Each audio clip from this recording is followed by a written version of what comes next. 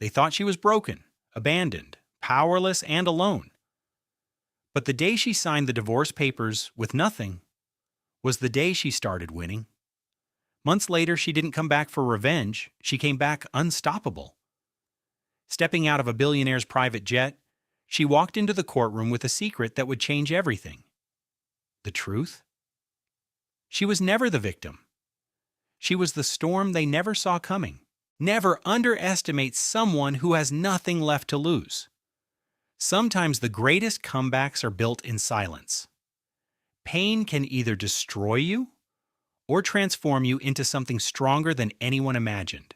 If this story gave you chills, don't forget to like and share to support the channel. It truly helps us keep creating powerful stories like this. Thanks for watching. They called me crazy. My sister said it, and my mother's tears confirmed it. The doctor even signed the papers. Now they are all in this courtroom to prove I cannot manage the $3.2 million I am about to inherit. But they do not know about the sealed crimson file on the judge's desk. For 7 years, I have waited for this day. What happens next changes everything. If you are ready for this story, please comment and tell me where you are listening from. I am happy you are here with me. First, a quick note. This story uses dramatic events and fictional details for entertainment and to teach important lessons. Any similarity to real names or places is a complete coincidence, but the story's values and truths are real, and you might see them in your own life. Let's start Jordan's story. It is 9 o'clock on a cold Wednesday morning. I am in courtroom 7B of the Suffolk County Court in Boston. The lights hum overhead, casting a cold glow on the wood walls and empty seats. My sister Natalie sits across from me, fixing her blazer and smiling at the judge. She appears calm and sure of herself, like a person who has already won. I am sitting by myself at my table. I have no lawyer and no stacks of papers, just a yellow notepad and a pen I have not used. Natalie has Mr. Montgomery, a well-dressed lawyer in his late 40s with slick hair and a confident air. My mother Barbara sits behind them in the first row. Her hands are clasped and her eyes are red. She wears a gray outfit, looking like a worried mother. The room is not full, but enough people are here to make it feel very public. Reporters are near the back. In the third row, my Aunt Susan, my father's sister, is watching with a neutral face. A man I know sits near the exit, but I do not look at him. It is Agent Foster, my FBI contact in regular clothes. Judge Edward Chambers sits high on the bench. He has silver hair and his face shows no emotion. He is 61 and has seen many families fight in this room. He looks at some papers, then at me, then at Natalie. His gavel hits the desk once. This court is now in session. Case number 2025 CV4472. This is the conservatorship petition for Jordan Ann Keller. Miss Natalie Keller is the petitioner. Miss Jordan Keller is the respondent. Are both parties here? Yes, Your Honor. Montgomery stands up and says, "Yes, Your Honor," I say in a quiet but strong voice. Judge Chambers nods. "Let everyone know this is a conservatorship hearing, not a criminal trial. The petitioner wants legal control over the respondent because of mental incapacity. Mr. Montgomery, you can give your opening statement." Montgomery gets up, fixing his tie. He walks to the middle of the room like an actor. He clears his throat and speaks to the judge. "Your Honor, this case is about kindness. It is about family. It is about helping someone who cannot help herself." He stops. Jordan Keller is 29 years old. She does not have a steady job or a real income. For years she has lived alone, trapped in paranoid ideas that have only gotten worse.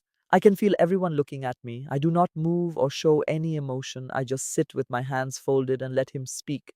Dr. Anthony Reed, a psychiatrist with 25 years of practice, says that Miss Jordan Keller has paranoid delusions. She thinks she works for the Federal Bureau of Investigation, which is not true. She thinks her family is doing illegal things and plotting against her. She does not see that she is sick. She will not accept treatment, Your Honor. She is a danger to herself. Montgomery presses a button. A screen lights up with a grainy black and white security video. The date is Saturday, March 1st at 10:47 in the morning. It shows me at a bank, raising my voice and waving my hands. A bank teller moves back. A security guard comes toward me. The video stops. This was filmed at Commonwealth Bank and Trust 4 days ago. Miss Keller's account was frozen by a court order to protect her money. When she found out, she became upset and aggressive. Security had to escort her out. He stops to let the image sink in. Then he looks at Natalie, who looks down like a sad sister. Natalie Keller is the CEO of Keller Properties, a successful real estate company. She loves her sister very much. She has tried for years to help her, but Jordan will not take it. She will not admit she is ill. Now, a life insurance payment of $3.2 million is coming in 45 days. On Jordan's 30th birthday. There is a great risk she will waste all this money. Montgomery's voice gets softer. Your Honor, Miss Natalie Keller is asking for one thing. She wants the power to protect her sister and get her the medical care she needs. She wants to manage her money until she is well. This is not about power, it is about love, it is about family. He sits down. The room is quiet. Natalie wipes her eyes with a tissue. Barbara makes a soft crying sound. The reporters write quickly. Montgomery is very skilled. He tells a story that sounds sad and believable to anyone who does not know what is really happening. But I know. The judge knows too. I look at Judge Chambers. He is listening and writing, his face showing nothing. But I see something else. On his desk is a thick red folder. It is sealed and stamped with the words, Sealed, Federal File, U.S. Attorney's Office. He has not opened that folder, but I know its contents. It holds my FBI badge, the investigation of Natalie's money laundering, and proof linking her to criminals. This is why the hearing is not what it seems. Natalie has no idea what is in that file. Montgomery does not know either, but I do. When Judge Chambers opens it, their whole act will fall apart. I glance at Susan in the third row. Her face shows nothing, but her eyes meet for a second. Agent Foster near the exit is still. He is waiting. We are all waiting. Judge Chambers clears his throat. Thank you, Mr. Montgomery. He looks at me. Miss Keller, you are your own lawyer. Do you want to make an opening statement? Not right now, Your Honor. A wave of surprise moves through the room. Natalie's eyes get smaller as she looks confused. Montgomery whispers to her. She nods, but she looks unsure. Good, let her worry. Judge Chambers taps a different folder with his pen. Then he looks at Montgomery again. Before we hear from the witnesses, I must discuss something. The room becomes very quiet. He picks up the red folder, holds it, and looks right at Natalie. Miss Keller, do you know there is a federal file for this case? Natalie's calm expression breaks. I do not, Your Honor. I did not know the federal government was involved. Montgomery stands up fast. Your Honor, I must object. I did not know about this either. This is about guardianship, not a federal crime. Judge Chambers nods his head slowly. I see, but I received this sealed file from the U.S. Attorney's Office. I cannot tell you what is in it now, but I need both of you to know it exists. It might be important later in this hearing. Natalie's hand squeezes the tissue. Barbara sits up straighter. Montgomery's confidence fades. Judge Chambers puts the folder down right in the middle of his desk. We will now hear from the witnesses as we planned. Mr. Montgomery, you can call your first witness. Montgomery pauses, looks at Natalie, and then stands tall. Thank you, Your Honor. I lean back and enjoy the moment. Natalie thinks she won this part. She thinks the video, the doctor's report, and the crying mother are working for her. She believes everything is going her way, but she is wrong. The real fight has not even begun. It all started 6 days ago at my mother's 60th birthday party. 6 days ago, on a Friday night in late February, I walked into the harbor room at Rose Wharf. I knew right away it would be a terrible night. The restaurant was built over Boston Harbor. Big windows showed the dark water and city lights. It was a very fancy place. You had to book a table months before. The waiters moved gracefully. The champagne glasses were worth more than my rent. It was for my mother's 60th birthday. There were 30 guests in a private room with white roses and silver candles. I arrived 15 minutes late on purpose. I was late enough to skip the small talk and enter quietly. I wore a plain, inexpensive black dress, and that was the point. I knew it was the wrong thing to wear as soon as I walked in. Natalie stopped me right away. She was in a red Gucci dress that looked very expensive. Her hair was perfect and her diamonds sparkled. She fit in here. I did not. You are late, she said in a sharp, low voice.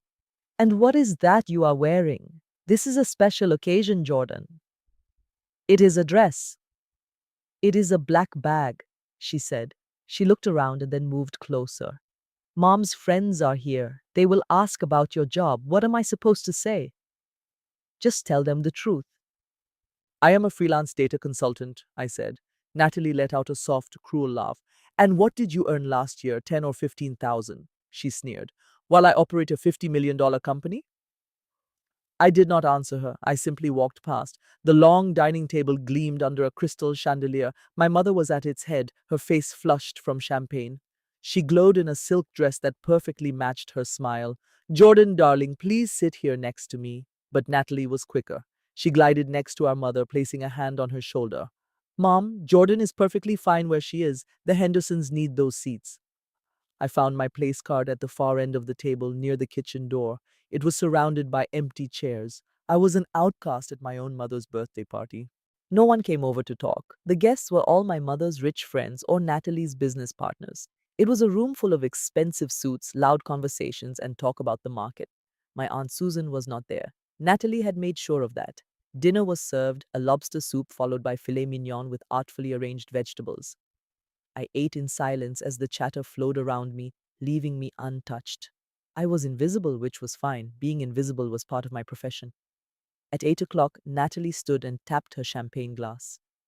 I would like to make a toast, she announced smoothly, to the most wonderful mother anyone could ever have. You built this family from nothing. You were there for us through everything. The room erupted in applause. My mother dabbed at her eyes. I am so proud to continue that legacy, Natalie went on.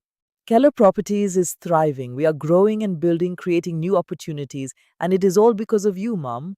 There was more applause. Then her eyes found me. And of course, there is my little sister, Jordan. She paused for just a moment too long. She is still finding her path in life, still figuring things out. But we all love her, do we not? A few people laughed politely and shot glances my way. I felt a hot blush creep up my neck. My mother added, Jordan has always been the sensitive one, not like Natalie. Natalie is a true fighter. A woman wearing pearls leaned over. And what is it that you do, dear? I'm a data consultant. Oh, and who is your employer? She asked. I work for myself. Ah, her smile grew tight. Natalie jumped in smoothly. Jordan is just taking some time for herself. There is no rush. She does not have a family of her own to support, she added. I put my fork down. Excuse me, I need to use the restroom. I stood up, took my purse, and walked away from the table. But before I left, I had done one critical thing. I had opened a recording application on my phone. The tool was disguised as a weather widget. I pressed the record button. I then left the phone in my purse, which hung on the back of my chair. I remained in the restroom for 10 minutes. This was long enough for the guests to wander out to the balcony for cigars and more champagne. When I came back, the dining room was almost empty, but I heard voices coming from the windows. I paused near the doorway. It was Natalie's voice, low and serious. Mom, we have a problem. The Harbor Towers project is short $22 million. The auditors are starting to ask questions. My mother's words were slightly slurred. What? How did that happen? It does not matter, Natalie snapped. I need to get access to the trust. Dad's life insurance is $3.2 million. When does Jordan receive it? She turns 30 in 45 days. That money belongs to her. Natalie laughed, a bitter sound. If this project fails, we will lose everything. The house, the company, your entire lifestyle. You have $350,000 in credit card debt. How do you plan to pay that? There was silence. Jordan does not need that money, Natalie insisted. She can barely function. She has no job and no life. If something were to happen, if she was declared unable to manage her own affairs, you or I could become her legal guardian. My mother paused. Natalie, that sounds extreme, but it was a sound of survival. Every single word cut into me. The phone inside my purse was still recording every confession and every detail of their plan. After a moment, I walked back into the room. They immediately quieted their voices. I picked up my purse and started for the door. Natalie looked up at me. Leaving so soon? I have to work tomorrow, I said. She gave a small, condescending smile. Work, right? Outside, the cold February air bit through my dress. I got to the parking garage, slipped into a rental car I paid for under a different name, and just sat there. I stopped the recording and played it back. It was perfectly clear. 22 million in debt. A plot to steal my trust fund. A scheme to have me declared incompetent. I encrypted the audio file and sent it to a secure FBI server. Then I just sat there staring at the car's dashboard, finally letting the feelings wash over me. The shame, the loneliness, and the cold truth that my sister was planning to completely ruin my life. I knew Natalie was in a desperate situation. I just did not realize she had already decided my destruction was the solution. By the next morning, everything was about to change. On Saturday morning at 7 o'clock, I woke up to someone pounding on my door. It sounded like they were trying to break it down. I lay there for a second, staring at my ceiling while my heart raced. The pounding came again. There were 3 loud, sharp knocks that echoed in the small townhouse. I threw my blanket off, grabbed a sweatshirt, and pulled it on over my pajamas. My bare feet were cold against the wood floor as I went downstairs. I looked through the front window and saw a man on my steps. He was in his mid-40s with thinning hair, a cheap suit, and a clipboard. He looked tired and annoyed. He knocked again. I opened the door a small crack. Jordan Keller? Yes, you have been served. He pushed a thick paper envelope into my hand, turned around, and walked away without saying anything else. I watched him get into an old dented car and drive off. I shut the door, locked it, and leaned against it for a moment, feeling the strange weight of the envelope. Then I walked to the kitchen, placed it on my small wooden table, and sat down. The morning sun was gray and cold. The house was completely silent. It was just me and whatever was in that envelope. I tore it open. Two official documents slid out onto the table. They had official letterhead and legal stamps with my name typed at the top. The first document was a temporary restraining order. I read through the text, my heart beating faster. Petitioner Natalie Keller requests that the court prohibits respondent Jordan Keller from accessing any bank accounts, financial assets, or property. The respondent is also forbidden from contacting the petitioner or Barbara Keller. Any violation would lead to immediate arrest. It was signed yesterday, Friday at 6 o'clock in the evening, just hours before I even left for the party. My bank accounts were frozen at 6 o'clock this morning. I put that paper aside and looked at the second one. It was titled Section 12, a petition for an emergency evaluation. The petitioner was a doctor named Anthony Reed. The subject was Jordan Ann Keller, age 29. The report stated that the patient, Jordan Keller, showed signs of severe paranoid delusions. It said she believes she works for the Federal Bureau of Investigation. It said she believes her family is engaged in criminal acts. It noted she had no real employment history. It claimed she was extremely paranoid and thought she was being followed. The doctor's opinion was that she was a serious risk to herself. He recommended an immediate psychiatric evaluation and that I be committed for 72 hours at the Brookline Psychiatric Institute. It was filed on Friday morning at 8 o'clock, long before the party and before the toast. It was filed before I recorded my sister conspiring against me. Natalie had this planned all along. She had been working on this for weeks. I put the papers down and pressed my hands flat on the table. My breathing was shallow. I made myself slow down and think clearly. This was not a time for panic. This was a time for strategy. I stood up and went to a cabinet above the refrigerator. I got a small lockbox, opened it, and checked what I had. I had $340 in cash, mostly 20s and 10s held with a rubber band. My bank account was frozen. I could not get a single cent. I had an FBI emergency fund of $2,400. It was in a credit union account under a fake name. It was my backup and could not be traced to Jordan Keller. But if I used that card anywhere, it would leave a digital footprint.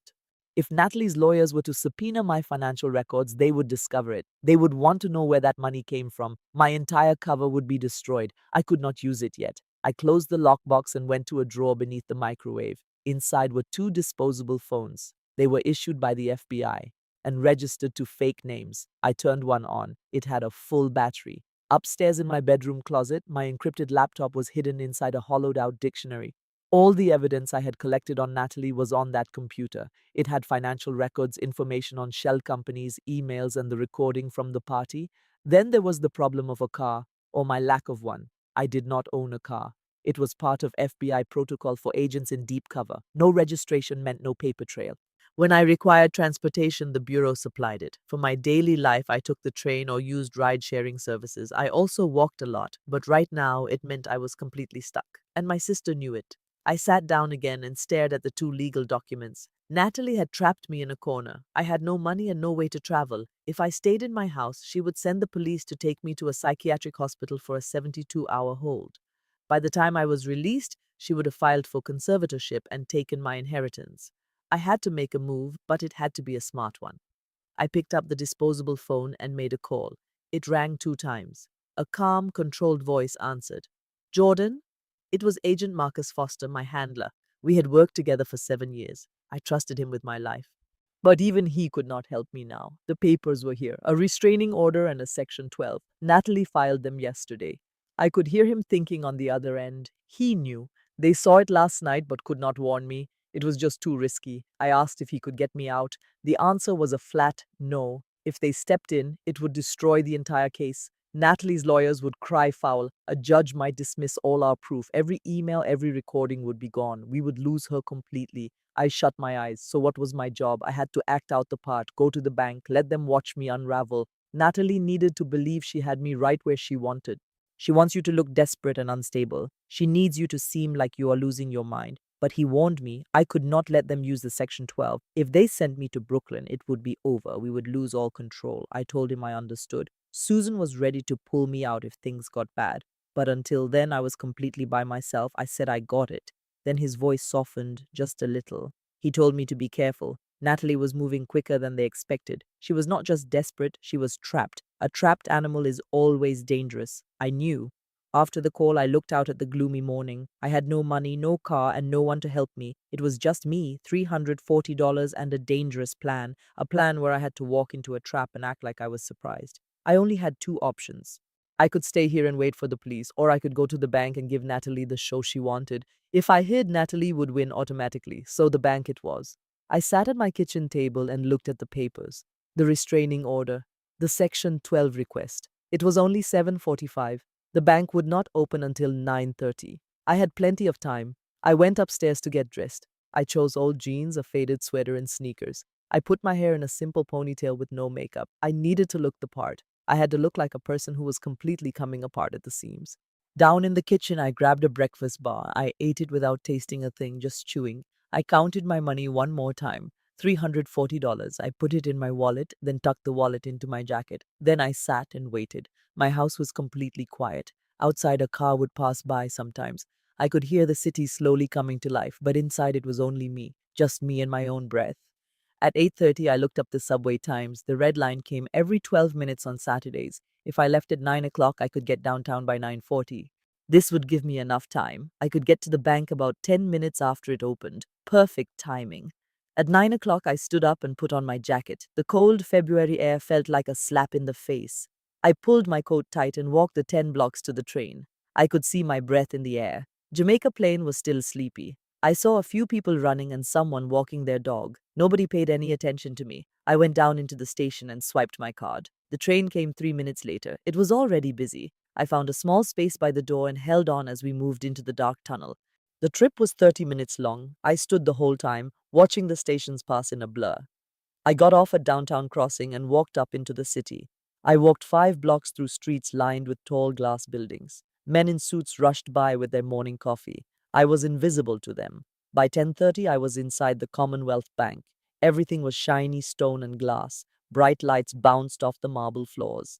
There were 4 tellers to the left and desks for loan officers to the right. In the back corner was a glass office. A brass plate on the door read, Robert Turner, branch manager.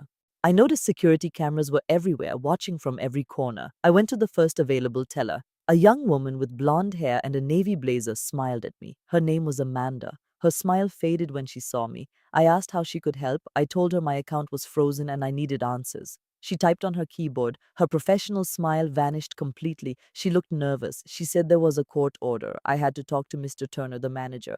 She pointed to the glass office and said to just knock. I walked across the room. A guard by the door just watched me go.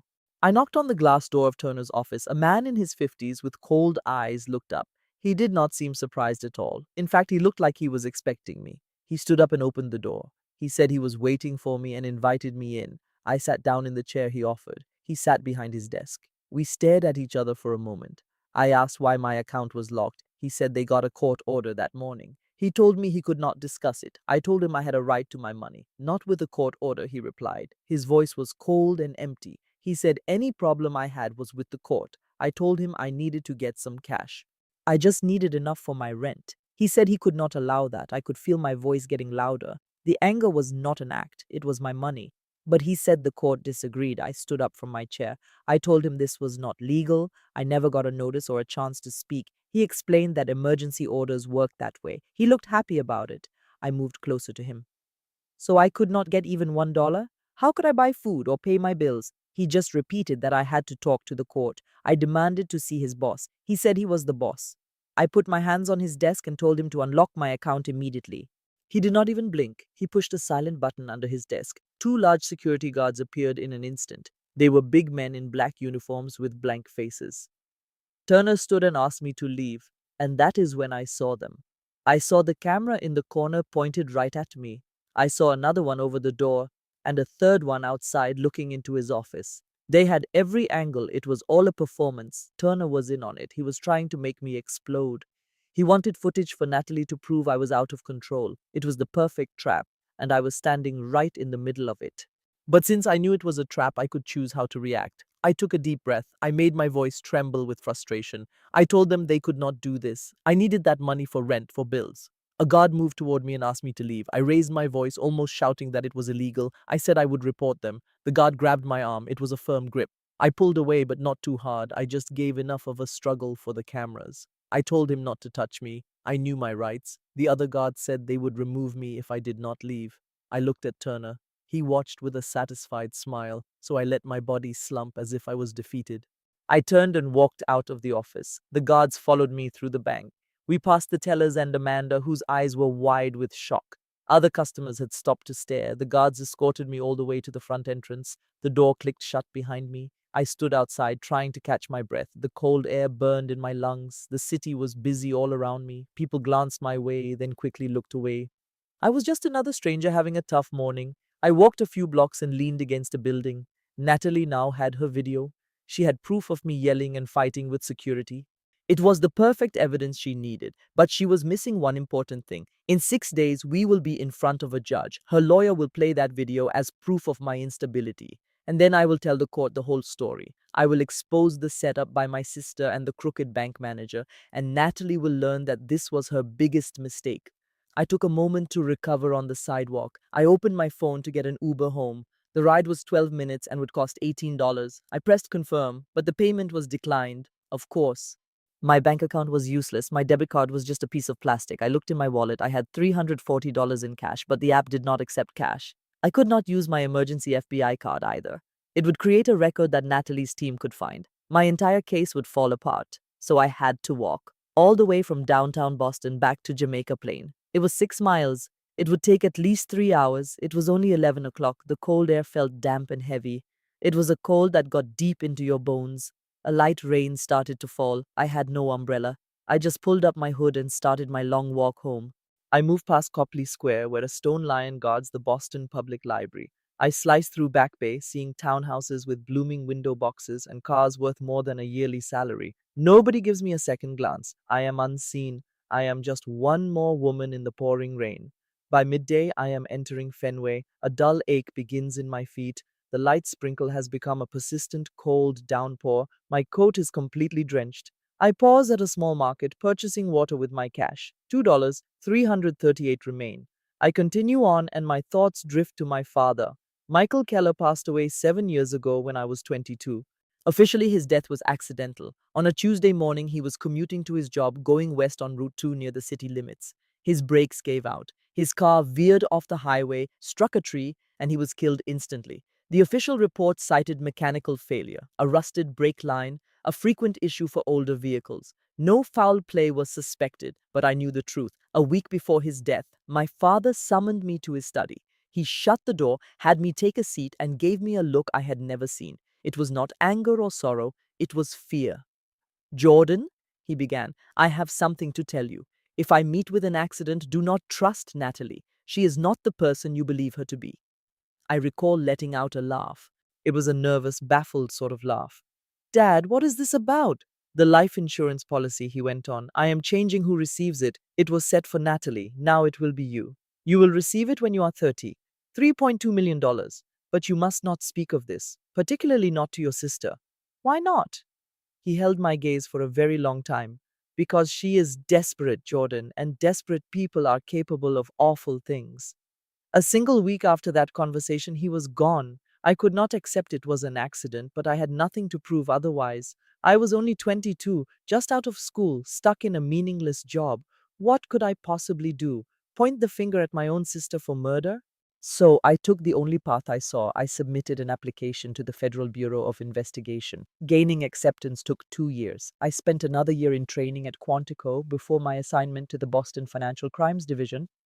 I asked for an undercover assignment, a deep one where you vanish into a new life for years on end, and I vanished. For 7 years, my name has been Jordan Keller, a jobless freelancer and the family failure. For those same 7 years, I have quietly constructed a case against my sister, tracking her finances, uncovering fake businesses, and recording every single exchange, every email, every deception. My father's words were true. Natalie is desperate. And she did something truly awful. She took his life. Now, 7 years on, she intends to complete her work. By 3 o'clock, I reach Mission Hill. My feet are in agony. My jacket is drenched. I still have 2 more miles ahead of me. I press on. At 6:30, the sun begins to go down. The rain is gone, but the clouds are a heavy dark gray. The street lamps start to glow. As I turn onto my block in Jamaica Plain, my eyes fix on my front door. It is ajar only by an inch or two. I freeze right there on the pavement. My entire body goes rigid. I know I did not leave that door open. I cautiously climb the front steps, nudge the door with my shoe, and go into the house. My living room is a complete wreck. The sofa cushions are tossed onto the carpet, dresser drawers are yanked open and their contents dumped out. All the books have been knocked from the shelves. Somebody has searched this place thoroughly. I race up the stairs to my workspace. The desk is in disarray, documents are strewn about, my laptop sits there unharmed but encrypted and locked, worthless to anyone who lacks the code. But my notebooks have vanished. 3 black journals filled with my own notes, information on the Harbor Towers corporations, and Connor Flynn's financial dealings that had no digital trail. 7 years of my investigation in pen and paper. I look in the bathroom sink. I find only ashes and charred paper. A smoky odor lingers. A note is sitting on my desk, penned in my mother's hand. Jordan, this was for your own protection. You are not thinking clearly. We love you. I crush the paper in my hand and hurl it away. They incinerated my journals. They broke into my home, rifled through my possessions, and destroyed my proof. But they are unaware of one crucial thing. I have copies. I have encrypted documents on my computer. I have cloud data saved under a false name. Each page from those journals was captured and saved the very day it was written. It is standard bureau procedure. You never rely on a single source of information. They believe they have succeeded. They believe the proof is gone forever, but they have just simplified my task. I slide to the floor, leaning against the wall.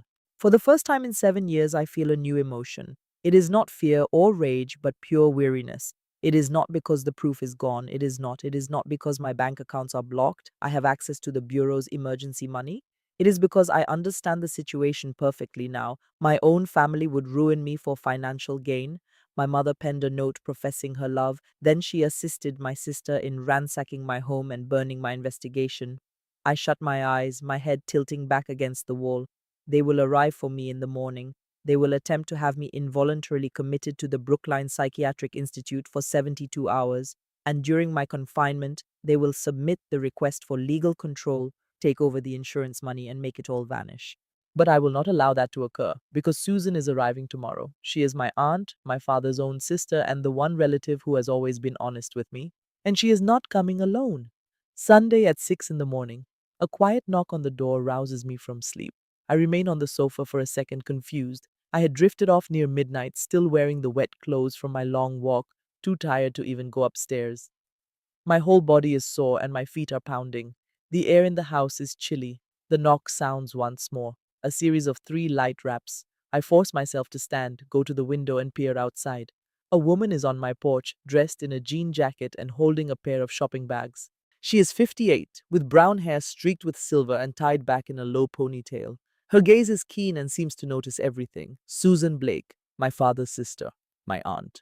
I unlock the door. I have some breakfast, she announces, her tone steady and direct. May I enter? I give a slight nod and move out of her way. She comes inside and her eyes sweep over the wrecked living room. She offers no comment. She proceeds directly to the kitchen, places her bags on the counter, and begins to take out the contents. Bread, eggs, butter, coffee, and orange juice. Sit down, she instructs, gesturing to the small table. I obey. She puts water in the kettle, places it on the burner, and gets out a skillet. I know about the court order, she says while breaking eggs into a bowl, and the petition to have you committed. How did you find out? She looks back at me, a faint smile playing on her mouth. I maintain connections at the Bureau. I just stare. The Federal Bureau of Investigation, she clarifies, returning her attention to the stove. Where did you imagine I was employed for 25 years? Suddenly it all made sense. Susan Blake was more than my aunt. She was a former agent in the Financial Crimes Division of the Boston field office. Her retirement was in 2015, the very year I began my training, and I was completely unaware. Your cover identity was a teacher, I say, processing the information. A retired teacher, she amends, beating the eggs. It worked well enough. Your father was aware naturally, but that was all. Not Barbara and not Natalie? She puts the egg mixture in the hot pan. Following your father's death, I attempted my own inquiry. I thought Natalie was involved, but I lacked evidence or authority. I was no longer an agent. When I tried to caution Barbara, Natalie cut me off completely. I was excluded from family events and she told people I was resentful and envious. She stops for a moment, moving the eggs around the pan. So I observed and I waited for 7 years. She serves the eggs on a pair of plates, adds a slice of toast to each, and places one before me. I am aware of Harbor Towers. I am aware of Connor Flynn, and I am certain she murdered your father. I can only look at her. You are sure? I always thought the brake failure seemed too perfect, but I had no way to show it. She takes a seat opposite me with her meal. Then, about a year ago, Agent Foster got in touch. He informed me that you had joined the Bureau and were operating undercover. I understood then that you were finishing what I started. I lift my fork but leave the food untouched. Why was I not told? Because you needed to accomplish this by yourself. My involvement would have made Natalie suspicious. It was crucial that she saw you as she wanted to, a jobless, fragile, and lonely person, and your performance was flawless. Until yesterday, I say. Susan gives a nod. Yes, until yesterday. Now she's accelerating her plans. She eats a piece of her toast, chews, and then swallows. Natalie will be here for you later today. She will have Barbara with her. Dr. Reed will likely be with them. Their goal will be to get you into Brookline Psychiatric. After you are held for 72 hours, she will request legal control and take charge of the insurance money. I am aware. So we will not allow it. We will not let her take you, Susan states, putting her fork down and meeting my gaze. We will let her believe she is in control while we collect our proof. I will be wearing a recording device. I will arrange a meeting with Natalie and Barbara for tomorrow. I will act as if I am concerned for you, and I will coax a confession out of them. But what if they stay silent? They will not. Natalie has too much confidence. She believes she is beyond reproach, and Barbara is not strong. She will break when pressured. Susan puts a hand in her jacket and retrieves a tiny object, a recording device the size of a thumb drive. This device uses government grade encryption. It is admissible in court. I just need a single confession about your father's death or the plan for conservatorship. It can happen tomorrow. Tonight, I will call Natalie and tell her I am worried about you. She will ask me for coffee, and I will record it all. I stare at the recorder in her hand. It is so small and simple. 7 years of work could hinge on this one chat. But then Susan says, her voice now grim, you have to understand. In 45 days, you turn 30. That is when the life insurance pays out $3.2 million. If Natalie does not have conservatorship by then, she loses everything.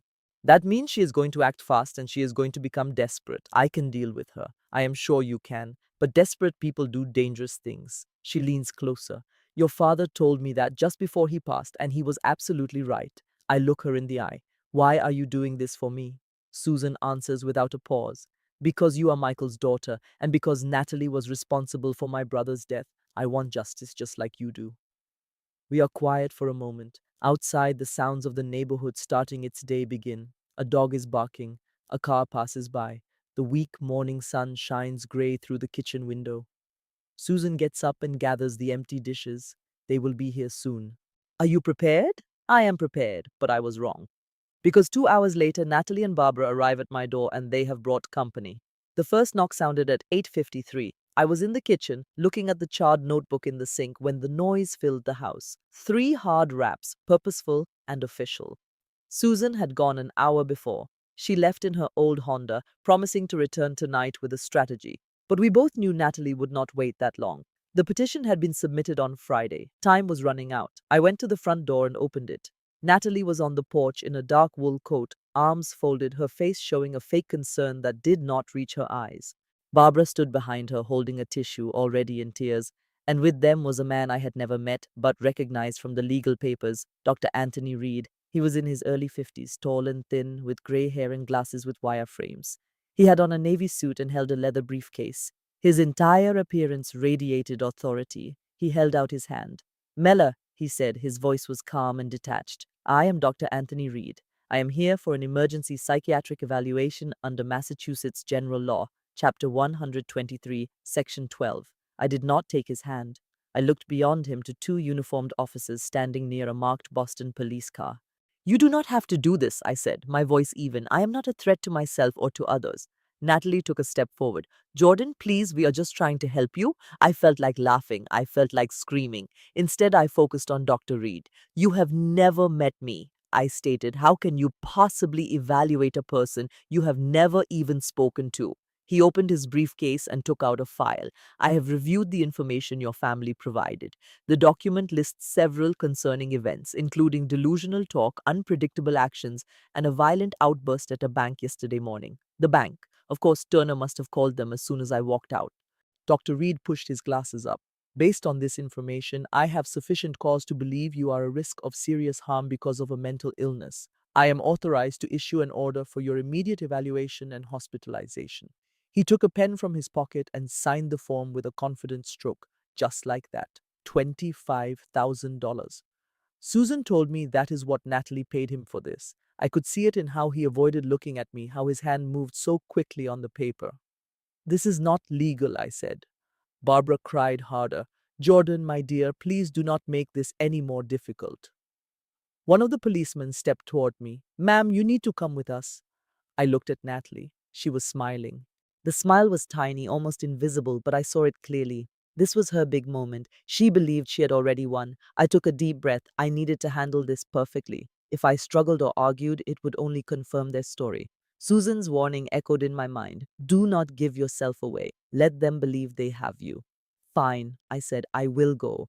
Natalie blinked, clearly surprised. She was ready for a confrontation. You will? Barbara asked, a trace of hope in her voice. I stepped back inside to get my jacket. I put it on deliberately, buying myself a few seconds to think. My phone, one of the disposable ones Susan gave me, was in the pocket. When I faced them again, Dr. Reed was already walking to the car.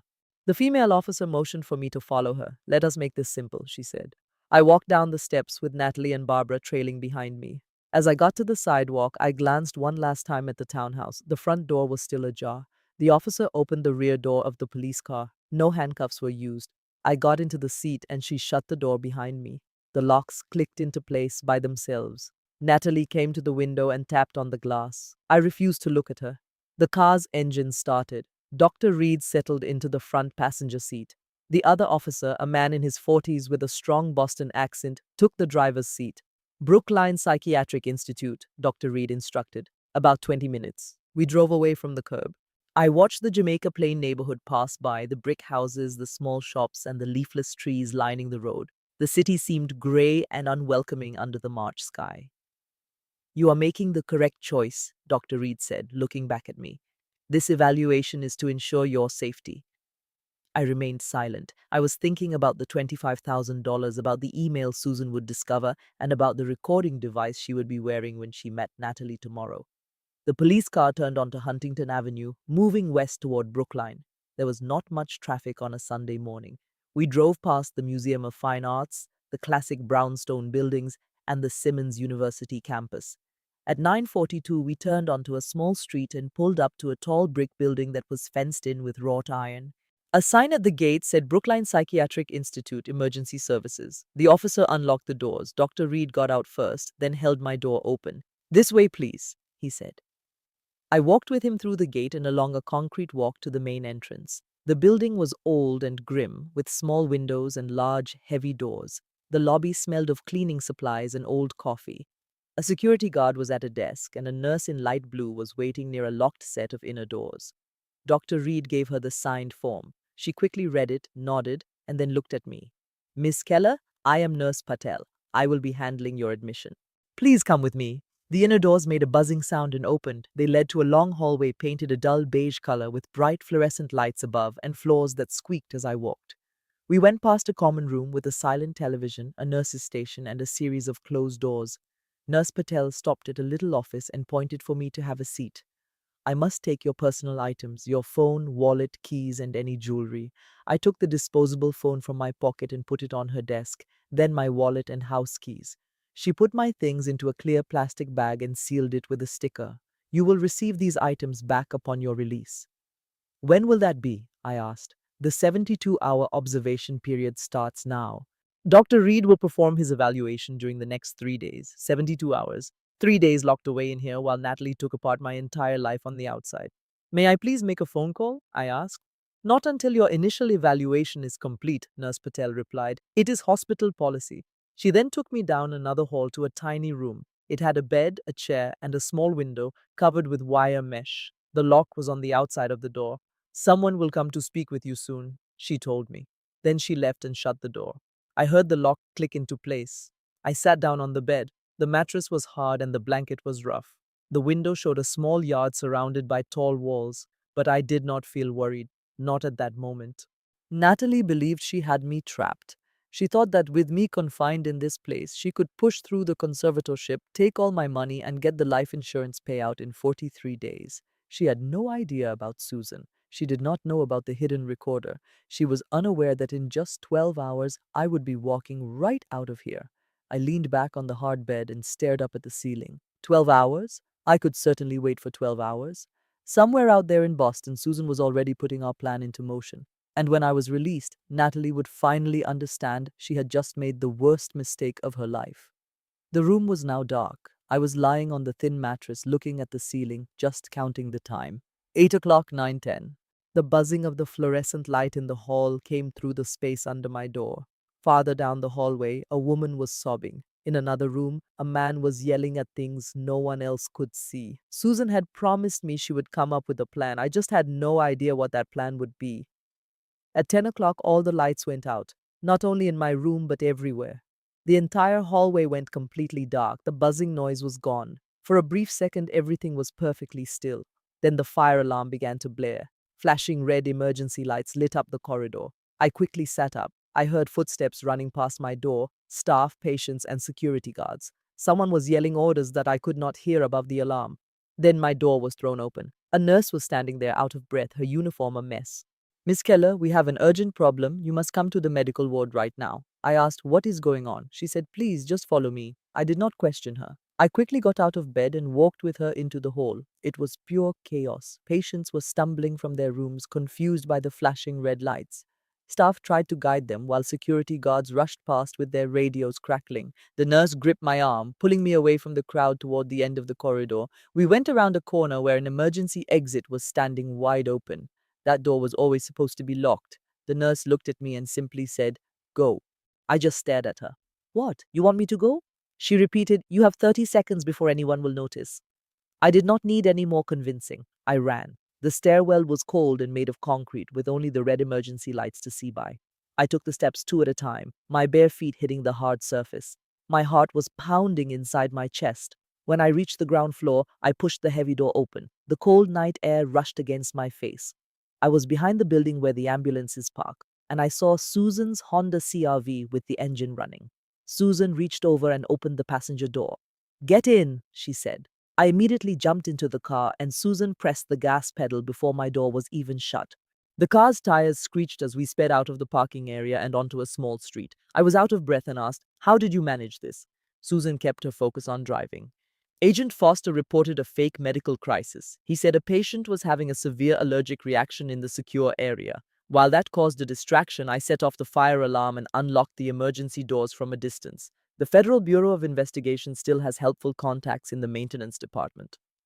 I looked at her amazed. You hacked into the fire alarm system, Susan replied. I did not hack anything. I just made one phone call. We drove onto Beacon Street, fitting in with the few cars on the road late at night. Susan drove perfectly, following all the traffic laws to avoid any attention. I asked her, where are we going? She replied, to a safe place.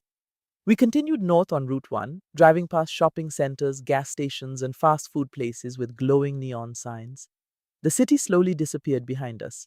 After about 20 minutes, Susan stopped at a small motel called the Riverside Inn.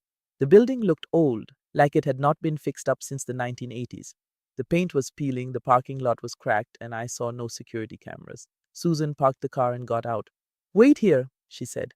I watched her go inside and talk to the person at the front desk. She used $60 in cash to pay for a room. The clerk gave her a key for room 12. Susan returned to the car and drove to the side of the motel. Our room was on the second floor. We walked up the outside stairs and Susan opened the door. The room was tiny and had a strong smell of smoke and dampness. There was a double bed with a worn-out mattress, a very old television, and a leaky faucet in the bathroom. But the room was warm and it felt secure. Susan locked the door and closed the curtains. You will be here for the next 3 days, she said. Do not go outside. Do not use your phone because Natalie is probably tracking it. I told her I left my phone at Brookline. They took it from me when I arrived. I still have the other phone you gave me. She replied, Good. Keep it turned off unless you absolutely have to call me. Susan placed a cloth bag on the bed. It contained clothes, soap, snack bars, and some bottled water. I will bring you food and anything else you require. For now, you must review all the information you have about Natalie. We have to present very strong evidence at the hearing on Wednesday. What about you? I asked. What is your plan? Susan looked directly at me. Tomorrow, I am going to meet with Natalie and Barbara.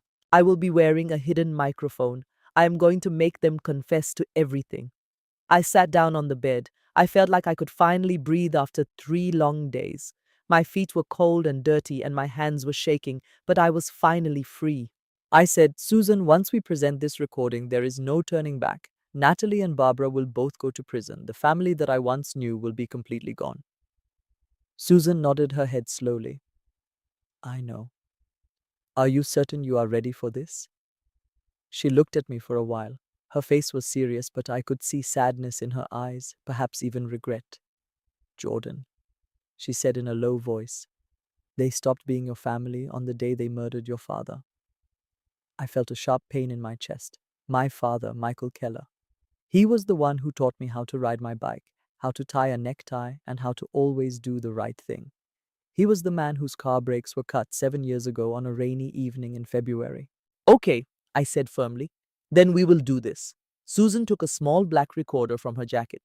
It was no bigger than a flash drive. This is a special encrypted device from the Bureau. If I can get them talking, it will record every single word. She put it on the table next to the bed. You should get some rest. Tomorrow will be very challenging. She started to walk out, but I called her name. Susan, I said. Thank you. She turned and looked at me, then nodded. Your father would have done the same thing for you. And then she left. I locked the door and sat on the bed again. The motel was very quiet. I could only hear a car drive by on Route 1 every now and then. The radiator in the room made a hissing noise. I took the untraceable phone from my pocket and looked at it. I really wanted to call Agent Foster to tell him I was safe, but Susan's warning was clear. Any phone call could be traced and would reveal where I was hiding. So I turned the phone off and placed it next to the recorder. Tomorrow, Susan would see Natalie. She would have the recorder on. She would ask the important questions. By tomorrow evening, we would have all the proof needed to expose my sister. I lay down on the bed and shut my eyes. 3 days. That was all the time I needed. 3 days before the hearing. In 3 days, I could go to that courtroom and reveal Natalie's dark secrets. I could wait for 3 days. On Monday morning, I was awake at 6 o'clock. I showered in the grimy bathroom and made some instant coffee. By 8 o'clock, I was sitting on the bed with my secure laptop. The curtains were shut to block the sunlight. I logged into my secret online storage with a fake name. All of my files were there. I had copies of everything, including the notebooks Barbara destroyed, bank statements, emails, and company documents. It was months of work. I began with the file for a project called Harbor Towers. The financial details were shocking. The city had provided $35 million to build homes for 120 low-income families in South Boston. This project was supposed to be Natalie's greatest success as the head of Keller Development. She had given a speech at a press conference, shaken hands with the mayor, and taken pictures with hopeful families. But then, $22 million of the project's money disappeared. I examined the transaction history. The money was moved quickly from the Harbor Towers bank account to a company in the Cayman Islands. From there, it went to another company and then to a third one. Every transfer was for an amount just low enough to not alert federal authorities. The money trail finally stopped at a secret offshore bank account with no listed owner, but I was certain I knew who the owner was. I just had to find a way to prove it. I opened up the saved emails. There were thousands of them. I had spent weeks organizing them, marking any message that mentioned Flynn Turner or Harbor Towers. Now I reviewed the marked emails, searching for that one piece of crucial evidence. I found it at 10:30 in the morning. The first email was from January 15th, 2025. It was from Natalie to someone with the initials CF. She wrote that the project was delayed and she needed 60 more days to move the money. The reply came back. 60 days, not a day longer. The message also warned, if the authorities start asking questions, you are completely on your own. CF was Connor Flynn, a name I had seen many times during my research. He was a known criminal who laundered money for the mob through Boston real estate, and he was my sister's secret business partner.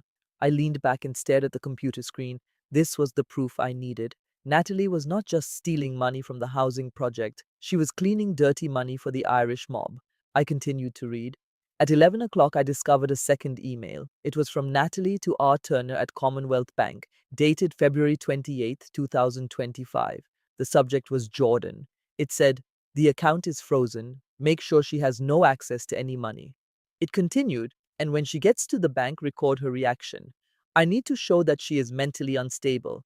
R. Turner from the bank replied, "Done. The cameras are set. She will fall right into the trap."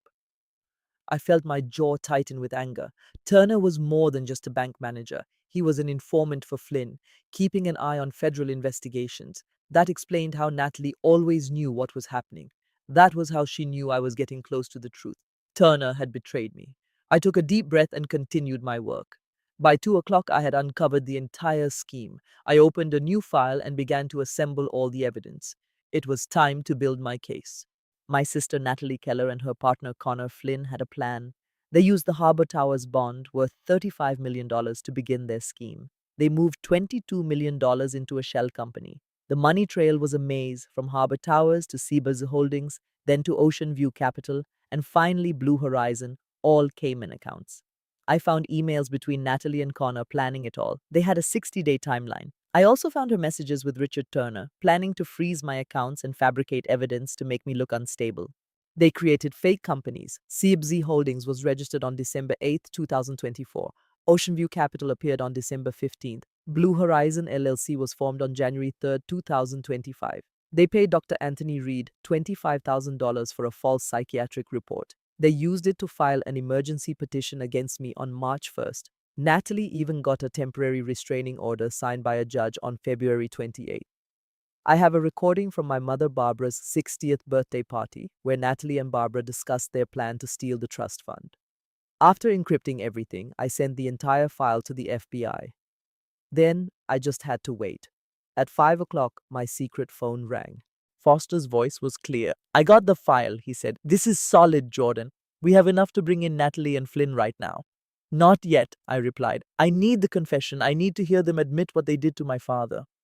"Jordan, if we hesitate, Natalie could disappear," he warned. "She will not run," I said. "She believes she is winning. She thinks I am locked away and she is just 42 days from getting $3.2 million. She is not going anywhere." Foster paused for a moment. "What about Susan? Is she prepared?" "She is meeting them tomorrow," I confirmed. "She will get the confession, and then it will all be over." "And if she cannot get it?" I glanced at the evidence on my laptop screen, the emails, the money, the names. "Then we still have enough to lock them away for 20 years, I said. "But I need justice for my father, and that means I need them to say the words out loud." Foster let out a sigh. "All right, Jordan. But be careful. These people have already killed one person. They would not think twice about doing it again." "I know," I answered. I ended the call and put the phone on the nightstand. Outside, the sky was growing dark. My small motel room was filled with shadows. I could hear the steady sound of cars on Route 1, all heading toward the city. Tomorrow, Susan would meet with Natalie and Barbara. She would have the recording device. She would ask all the right questions. If our plan worked, by tomorrow evening, we would have the final piece we needed, their confession. I shut the laptop and lay down on the bed. My whole body ached from sitting for so long. My eyes were sore from looking at the screen, but I felt a spark of something I had not felt for days. I felt hope. Just 2 more days. That was all it would take. 2 more days until the court hearing. 2 more days until I could finally walk into that room and expose Natalie for good. I could make it 2 more days. At 8 o'clock on Monday night, I switched on the television. I had spent the day looking at my laptop and my eyes hurt from reading spreadsheets and emails. I just needed a break. I needed to hear a voice that was not one of my own thoughts. I changed the channel to Boston 7 News. The news anchor was in the middle of a report, looking very serious. "We have breaking news tonight. Boston police are looking for Jordan Keller, who is 29 years old. She escaped from Brooklyn Psychiatric Institute late last night. Keller was brought in for an emergency psychiatric evaluation under a Section 12 order. Authorities believe she could be a danger to herself. If you have any information, please call the Boston police." My old driver's license photo appeared on the screen. It was taken 3 years ago at the Department of Motor Vehicles, and I looked tired and annoyed. I stared at the television for a moment, then I shut it off. I sat in the quiet motel room. The only things I could hear were the old refrigerator humming and the faint sound of traffic on Route 1. I grabbed my secret phone and called Foster. He picked up right away. I know, he said, before I even had a chance to talk. I am watching it right now. There is a warrant for my arrest, I said. My own voice sounded empty and distant. Natalie is playing this game perfectly, Foster said. She is painting you as the villain, the unstable sister who ran from a psychiatric hospital, the dangerous person on the run. Can you get rid of the warrant? I asked. No, his voice was serious. If the Bureau gets involved now, it will blow your cover. Natalie's lawyers will claim federal interference, and the judge might throw out our entire case. We have to see this through. I closed my eyes. So what am I supposed to do? You stay where you are. Do not leave that motel. Do not use your real name. Susan will get you food, and in 2 days, when we go into that courtroom, we will show them everything, and that warrant will mean nothing. What if somebody sees me before then? Foster was quiet for a second. Then he said, In that case, we lose. I hung up the phone. I sat on the bed with my head against the wall and my hands in my lap. For the first time in 7 years, I felt truly alone. It was not just about being by myself. I had been alone many times during this case. I was alone in vans during stakeouts, alone in cheap apartments, and alone at family meals where I had to smile while recording everything they said. But this felt different. This was a deeper kind of loneliness. I had no family left. Natalie and Barbara were trying to have me committed. My father was gone, killed by the very people who should have loved him most. My mother was not in my life, and I did not know where she was. I did not have any friends. 7 years of working undercover meant that my life was built on lies. There were no real relationships and no one I could truly trust. Every word I said was carefully planned. Every smile had a purpose. I had Susan and I had Foster, but Susan was risking her own safety to help me, and Foster had to follow rules that often felt like they were holding us back. I thought of my father, Michael Keller. He was the one who taught me how to play baseball, how to fix a flat tire, and how to get back up after being knocked down. His funeral was 7 years ago, and I knew deep down it was not an accident, but I had no way to prove it. For 7 years, I had been pursuing Natalie. For 7 years, I had been building my case. For 7 years, I had to act like someone else. I was the younger sister with no job, the one who was a failure, the one who was a burden. Now, just 2 days from the hearing, I was in a motel room, seeing my own face on the news, and praying that no one would know it was me. This was the price of my work. You sacrifice everything. You give up who you are, your family, and your life, all for the case. And there were times it felt like the case was all I had. At 9 o'clock, I heard 3 quiet knocks on the door. I checked the peephole. It was Susan. I opened the door for her. She had a paper bag from a local diner. It had a sandwich, fries, and a bottle of water. I saw the news, she said softly. Yeah. Are you doing okay? I am fine, I lied. She put the bag on the table near the window and then looked at me. No, you are not, but you will be. In 2 days, it is all over. Natalie will be in jail, Barbara will be in jail, and you can have your life back. I do not even know what my life is now, I told her. Susan sat on the bed beside me. You will find out after all this is done, but right now we need to finish what your father began. I looked at her. She was 58 years old and retired from the FBI, living a simple life as a school teacher. But at that moment in that worn out motel room, she looked just like the agent she once was. She was focused, strong, and prepared for a fight. Tomorrow, she stated, I will meet with Natalie and Barbara. I will be wearing the recording device and I am going to get them to admit what they did. What if they will not say anything? I asked. They will talk, Susan said with a calm confidence. I know how to make them talk. I have been doing this for 25 years. I just nodded. Okay? Susan got up to leave. Try to get some sleep. Tomorrow will be a very long day. She walked to the door, but then she stopped. Jordan, she said, your father would be very proud of you. You are aware of that, are you not? I felt a knot form in my throat. I hope so. He would be, she insisted. She opened the door. I will see you tomorrow evening. And then she left. I secured the door after her and sat back on the bed. The sandwich was still on the table and it was still warm. I knew I should probably eat something, but I had no appetite. I lay back and just looked at the ceiling. The motel room was silent. From outside, I could hear a car drive by every now and then, and the low buzz of the neon sign in the parking lot. Tomorrow, Susan would see Natalie. She would have the wire on. She would ask the important questions. And if it all worked, if we secured the confession, then none of the other stuff would matter. The warrant, the news story, the shame, it would all just become part of the evidence, and Natalie would end up behind bars. I shut my eyes. 2 more days. Only 2 more days. I could get through this. It was 7:30 on Tuesday morning. I was on the motel bed with my secure laptop open and my secret phone in my hand. The curtains were closed tight, the door was bolted shut, and I was getting ready to hear my aunt enter a room with two women who were trying to ruin my life. My phone vibrated. It was Susan. I am ready, she said. Her voice was steady and composed. The wire is active. Can you hear me? I opened the audio program on my laptop. A green line pulsed across the screen. I could hear her perfectly, loud and clear. Good luck. I am calling her now. A dial tone buzzed in my earpiece. Then Natalie's voice sounded bright and pleasant. Aunt Susan, what a surprise. Natalie, sweetheart, I heard about Jordan. I am so worried. Can we talk? There was a short pause. I pictured Natalie carefully considering her next move. Of course, Natalie finally said. I am so glad you called. Mom and I have been trying to reach you. I want to help. Susan asked, where should we meet? Cafe Nero, downtown at 8 o'clock. I will bring my mother. I will see you there. Susan hung up. A moment later, she spoke directly to me. She took the bait. I am going to get it all on tape. I watched the clock. 7:45, 8 o'clock. I put in my earpiece to listen. At 8:15, I heard cafe sounds. Espresso machines hissed. Chairs scraped on tile floors. Voices murmured around them. Then Susan's voice came through, clear and close. Natalie, Barbara, thank you for meeting me. Aunt Susan. Natalie's voice was warm, almost sickeningly sweet. Thank you for coming. I heard them hug. Then Barbara spoke, her voice shaky and anxious.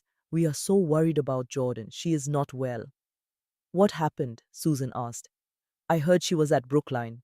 She was, Natalie said, but she escaped. The police are searching for her everywhere.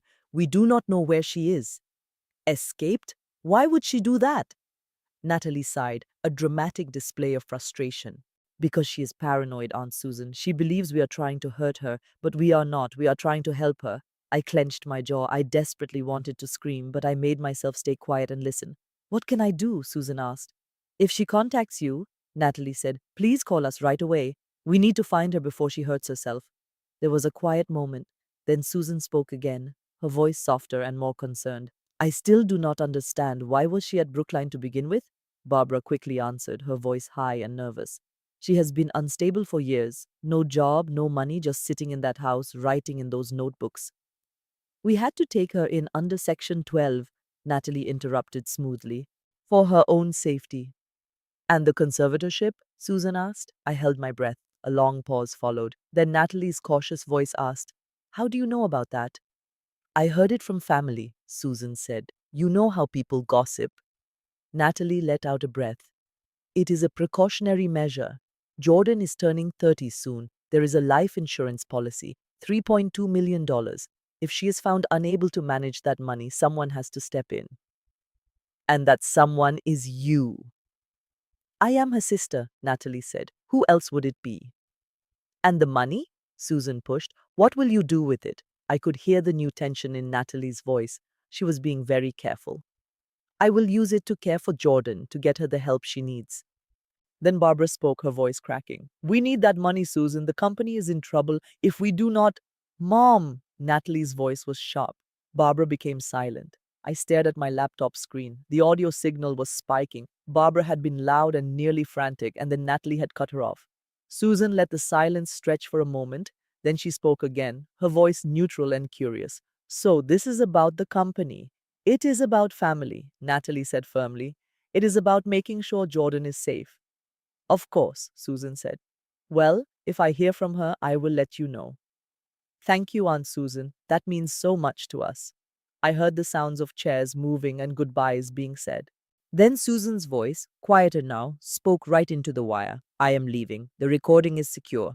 10 minutes later, someone knocked on my motel room door. I opened it. Susan stepped inside. Her face was pale but calm. I got it, she said. She pulled a digital recorder from under her shirt and put it on the table. Natalie admitted the conservatorship is about the money. Barbara almost revealed everything. I played the recording on my laptop. Barbara's voice was desperate and raw. We need that money, Susan. The company is in trouble. Then Natalie's voice, cold and controlled. Mom, this can be used in court, I said. This proves their motive. This proves conspiracy. Susan nodded. But it is not enough. I looked at her. What do you mean? We have proof that they are trying to steal your money, Susan said. But we do not have proof that they killed your father. That is what we really need, Jordan. That is the confession that will send them away for life. I sat back down on the bed. She was right. The recording was terrible for them. It proved fraud, conspiracy, and maybe even false imprisonment, but it did not prove murder. So what do we do? I asked. Susan was silent for a moment. Then she looked at me with a determined expression. I go back, she said. Tomorrow I will push harder. I will ask about Michael and make them tell me what they did. A cold feeling grew inside my chest. That is dangerous. If they suspect you are working with me, they will not. Susan said, they believe I am just a worried aunt. They believe I am on their side. I looked at her. She was 58 years old. She had been retired for years. But at that moment, she looked just like the agent she once was, focused, determined, and ready for anything. Okay, I said, one more time tomorrow. Susan picked up the recorder and put it back in her bag. Get some rest. Tomorrow is the day we end this. She left. I sat alone in the motel room looking at the laptop screen. The sound wave was still there, frozen on the moment Barbara said, we need that money. We had proof of a conspiracy. We had proof of their motive, but we did not have the entire truth. Not yet. Tomorrow Susan would return. She would push harder.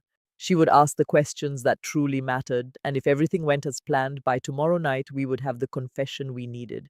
The confession about my father. One more day. That was all we needed. One more day until the hearing. One more day until I could enter that courtroom and make Natalie's world come crashing down. I could handle one more day. At 1 o'clock on Tuesday afternoon, my phone buzzed. It was Susan. She called. Susan, she said. Her voice was steady, but I could hear the stress beneath it. Natalie wants me to come to the house. She says there are things I do not know, things about the family. I sat up on the motel bed. She is inviting you to the estate? Yes, she wants to talk in private, just her, Barbara, and me.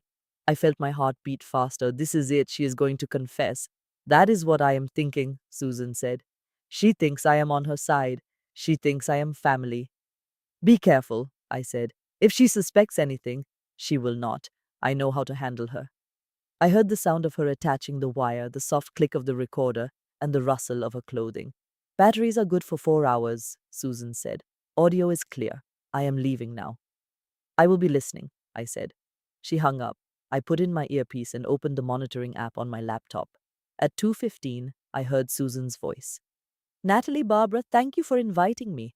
Natalie's voice was warm, but something else was hiding underneath it, something calculating. Aunt Susan, come in. We are so glad you are here. I heard footsteps, heels clicking on marble, the sound of a door closing.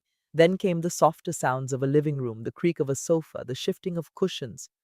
Please sit, Natalie said. Can I get you anything? Tea? Coffee? I'm fine, Susan said. What did you want to talk about? There was a pause. Then Natalie spoke, her voice much quieter now. About Jordan and about the family legacy. Aunt Susan, you are Michael's sister. You understood him better than anyone. Did he ever talk to you about us? What do you mean? Susan asked. Barbara's voice was trembling. About how Natalie became part of the family. Susan handled it perfectly. I know he adopted her when she was a baby. Natalie's voice became sharp. How do you know that? Michael told me years ago, Susan said smoothly. He said it did not matter. You were his daughter, blood or not. Natalie laughed. It was a bitter sound. He said that, but he did not mean it. When he died, he had changed the life insurance beneficiary to Jordan. Not to me. To Jordan, his real daughter. Natalie, that is not. Do not. Natalie's voice was cold. I know what it was. He found out that I knew, that I had known for years, and he punished me for it. Barbara's voice was breaking. We never wanted you to find out that way. I found out when I was 16, Mom. I found the adoption papers in your bedroom, and I never said a word because I hoped that if I worked hard enough, if I was successful enough, he would treat me like I mattered.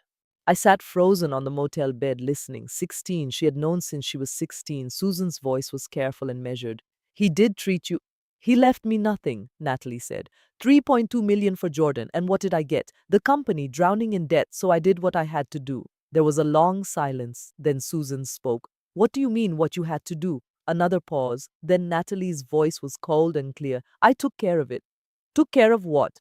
Him! Michael! That accident was not an accident, Aunt Susan. Barbara gasped. Natalie! She knows, Mom. Look at her face. She is not surprised. I could hardly breathe. My hands were shaking. I pushed the earpiece deeper into my ear. Susan's voice was calm and neutral. What did you do? I cut the brake line, Natalie said. February 14, 2018. He was driving to work. The brakes failed on Route 2. He went off the road, hit a tree, and was killed instantly. Barbara was sobbing now. We did not have a choice. Susan's voice was sharp now. I knew, Barbara said. I knew what she was planning, and I did not stop her. Mom helped me, Natalie said. She let me into the garage the night before. She made sure the cameras were not working, and after he died, we played the role of the grieving family. The police never suspected. I felt tears streaming down my face. My father who had taught me to ride a bike, who had helped me with my homework, who had told me I could be anything I wanted to be. They killed him, Susan said, her voice tight with disbelief. Why? Why would you kill your very own father? Natalie's reply was cold and simple. Because he was going to cut me out of his will. She explained he had told her everything would be going to me, Jordan, the company, the house, all of it. So she made sure that never happened. Barbara's voice was full of desperation. But it did not work. He changed it a week before he died. We never knew. Natalie added, by then it was too late, so I have waited 7 years, waiting for Jordan to turn 30, waiting for that $3.2 million. And now I am going to take it. I heard a chair scrape across the floor through my earpiece. I think I should go now, Susan said nervously. Why? Natalie asked, her voice sounding almost entertained. You are not going to tell anyone, are you? Who would ever believe you? We are family, Aunt Susan. We look out for each other, right? Susan just said, right. Family. I heard a door open. Then I heard Susan's urgent whisper, I am out. The recording is safe. I pulled the earpiece from my ear and sat in the quiet motel room. She did it. Natalie had killed my father, and Barbara knew. She helped her. For 7 years I had been searching for the truth, and now I finally had it. I played the audio file on my laptop. Natalie's voice was clear. I cut the brake line, February 14, 2018. He was driving to his office. The brakes gave out on Route 2. This could be used in court. Massachusetts law only required one person to know about a recording. Susan was part of the conversation, so it was legal. This was murder. It was premeditated. This was everything I needed. At 5 o'clock, Susan came to my room. She looked tired and pale. You heard it all? She asked. I nodded, unable to find my voice. She sat on the bed next to me. I am so sorry, Jordan. I am so sorry you had to hear that. I wiped a tear from my eye. It is okay. I needed to hear it. I needed to know for sure. Susan took the recorder from her shirt and placed it on the table. This is it, she said. This is the proof we need. Tomorrow we go into that courtroom. We will play this for the judge, and Natalie will go to prison for the rest of her life. I stared at the small black device. It was no bigger than a flash drive, but inside was justice for my father. Tomorrow, I said. Susan nodded. Tomorrow. After she left, I sat alone looking at the recorder. 7 years I'd been chasing her, and tomorrow she would hear her own voice confessing to murder, and she could do nothing to stop it. Just one more day. That was all it would take. One more day until justice was served. I could make it through one more day. At 6 o'clock on Tuesday evening, Susan knocked. I let her in, and she was holding the small digital recorder. She held it like it was precious. I have it, she said in a soft voice. I took the device from her hand and sat on the bed. My laptop was open and waiting. I connected the recorder and played the audio file. Natalie's voice echoed in the small room. I cut the brake line. February 14, 2018. He was on his way to work. The brakes failed on Route 2. He crashed into a tree and was killed right away.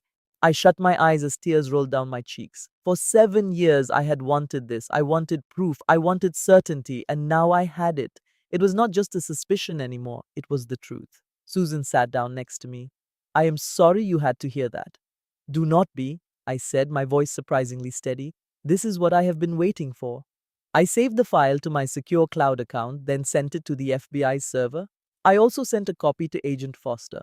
The subject line read, Confession, Michael Keller murder case. Then I leaned back. Tomorrow. Tomorrow, Natalie would listen to this recording in a courtroom, helpless to stop it. Susan stood up and walked to the table. We need to organize the final evidence package for tomorrow. I nodded and joined her. We laid out all the documents. There were printed files, labeled folders, and flash drives. It was everything we had gathered for 7 years. The first piece of evidence was the audio recordings, 2 files. In the first one, Natalie admitted she wanted the $3.2 million. In the second file, Natalie confessed to cutting our father's brake line, and Barbara admitted she knew about it. Both recordings were legal in a Massachusetts court. The second piece of evidence was the financial records. It showed $35 million in bonds for a housing project. 22 million of that was moved through fake companies in the Cayman Islands. The money ended up in an offshore account that was linked to a man named Connor Flynn. The third piece of evidence was a collection of emails. In one, Natalie asked Connor Flynn for more time to move money. In another, she told Richard Turner to make sure I could not get any cash and to record me at the bank. The fourth piece of evidence was a false psychiatric report. A Dr. Anthony Reed signed papers to have me committed, but he had never even met me. We believed he was paid $25,000. The fifth was a restraining order, also based on lies. It was all proof that Natalie had planned this for a long time. The last piece of evidence was the bank's security video. It showed me asking for my own money. It was all a trap set by Natalie. By 8 o'clock, we had 6 thick binders ready. Susan looked at them. 7 years of work in 6 folders. I told her, it is enough. At 8:30, I called Agent Foster. Did you get the recording? I asked him. I got it, he said in a serious tone. Jordan, I am sorry. I know this was your father. I am okay, I told him. What is the plan for tomorrow? Foster explained that Judge Chambers had been informed. He knew I was working with the Bureau. In the morning, the judge would open a sealed federal file. He would reveal who I really was. Then they would play the recordings and arrest Natalie, Barbara, and Turner. What about Flynn? I asked. We will get him separately. Natalie is the main target. She will turn on Flynn for a better deal. I shook my head. She will not. She is too proud. Then she will be in prison for the rest of her life, Foster said. Either way, justice will be served. I hung up the phone. Tomorrow. It would all be over tomorrow. At 10 o'clock, Susan got ready to leave. She gave me a hug at the door. Try to get some sleep, she said. Tomorrow will be a very long day. I will. She looked at me for a moment. Your father would be so proud of you, Jordan. You do know that, right? I just nodded, unable to speak. After she left, I locked the door. I took out my wallet and pulled out a photograph I had carried for 7 years. It was a creased picture of my father, Michael Keller, standing and smiling. I looked at the photo and spoke to him in a quiet voice. Dad, I know you are not here, but I think you would be proud. I did what you taught me. I did not believe Natalie's lies, and I found the truth. Tomorrow she will pay for what she did to you, and I will make sure everyone knows your death was not an accident. You were murdered by your own daughter. I put the picture on the nightstand and wiped my eyes. 7 years ago, I made a promise. I promised I would find out what happened. I promised to get justice for my father. I kept that promise. Tomorrow, I would finish it. I lay on the bed and stared at the ceiling in the quiet motel room. Outside, I could hear the faint sound of cars on Route 1. Tomorrow morning, I would walk into that courtroom. I would sit right across from Natalie, and I would watch her whole world fall apart. She was so sure she had won. She thought she had trapped me and taken everything from me, but she made one very big mistake. She completely underestimated me. Tomorrow, she would find out just how big her mistake was. I closed my eyes. Just one more night. That was all I needed. One more night until I could stand before that judge and destroy Natalie forever. I could handle one more night. At 9:30, Judge Chambers looked at the lawyer. Mr. Montgomery, you can call your first witness. Montgomery stood and buttoned his jacket. Thank you, Your Honor. I called Barbara Keller to the stand. My mother stood up from the table next to Natalie. She walked slowly to the witness box, holding a tissue in her hands. She had on a pale blue dress. It was the same dress she wore to my father's funeral 7 years ago. The clerk asked, Do you swear to tell the truth, the whole truth, and nothing but the truth? My mother's voice was quiet. I do. Montgomery walked toward her. Mrs. Keller, can you describe your relationship with Jordan Keller? She is my daughter, Barbara answered, my youngest. And how would you describe her mental state these past few years? Barbara's voice began to shake. Jordan has been struggling. She is unemployed. She hardly ever goes outside. Her days are filled with scribbling in notebooks, writing things I cannot comprehend. Wild theories. She's convinced she is being followed. She believes we are? My mother paused, dabbing her eyes with a tissue. She believes we want to harm her. Have you seen any aggressive actions? Yes, this past Saturday, she created a disturbance at the bank. The guards had to remove her. Before that, she made threats to Natalie. Horrible threats. What sort of threats? She accused Natalie of taking money and of murdering her own father. None of it is true, but Jordan is convinced. I just sat there at my table, hands clasped, listening to my own mother commit perjury. She was very convincing. She acted the part of the perfect victim, a concerned mother trying to save her daughter. Little did she know I had a recording of her admitting everything. Mr. Montgomery gave a slow nod. Thank you, Mrs. Keller. I have nothing more. Judge Chambers turned his gaze to me. Miss Keller, do you have any questions for the witness? I rose from my chair. Not right now, Your Honor. A low buzz of conversation filled the room. Natalie gave me a puzzled look. Barbara left the stand and went back to sit next to Natalie. Mr. Montgomery whispered something in Natalie's ear. A smile spread across her face. I settled into my chair and waited. At 10 o'clock, Mr. Montgomery rose. Your Honor, I would like to call Dr. Anthony Reed. Doctor? Reed approached the witness box. He was 52 years old, tall and slim, with gray hair and glasses with thin frames. His gray suit and confident posture showed he was a veteran of courtroom testimony. The court clerk gave him the oath. Reed held up his right hand. I do. Mr. Montgomery walked closer. Dr. Reed, please state your qualifications for the court. I am a board-certified psychiatrist with 25 years of practice. My focus is on serious mental conditions and evaluating risk. And you conducted an evaluation of Jordan Keller? I did, on March 1st, following a Section 12 petition. And what did you conclude, Doctor? Reed clasped his hands together. Miss Keller shows signs of delusion, especially delusions of grandeur. She is convinced she works for the Federal Bureau of Investigation, which is easily proven to be untrue. There is no record of her ever having a job. She thinks her own family is engaged in crime and plotting against her. These are textbook signs of paranoid schizophrenia or a delusional disorder. Mr. Montgomery nodded. In your expert view, is Miss Keller able to handle her own personal matters? No, she is not. She does not understand her own illness. She rejects any form of treatment and is a danger to herself. If she is not helped, her state will only get worse. And what is your recommendation? A conservatorship is the proper course. She requires a guardian for her finances and to make sure she gets mental health care. Thank you, Dr. Reed. I have no more questions. Judge Chambers glanced my way. Miss Keller, would you like to ask any questions? I got to my feet. My voice was even and firm. Dr. Reed, what was the fee my sister paid for that report? Dr. Reed's posture became rigid. I have no idea what you mean. Your Honor, I said, I will present evidence on this matter very soon. Judge Chambers acknowledged this. That is noted. Dr. Reed, you are excused. Reed departed the witness stand. He avoided my gaze as he passed my table. Mr. Montgomery then stood up to give his final argument. It was 10:15. Your Honor, the facts speak for themselves. Jordan Keller has a serious mental condition. She is unemployed, has no money, and cannot look after herself.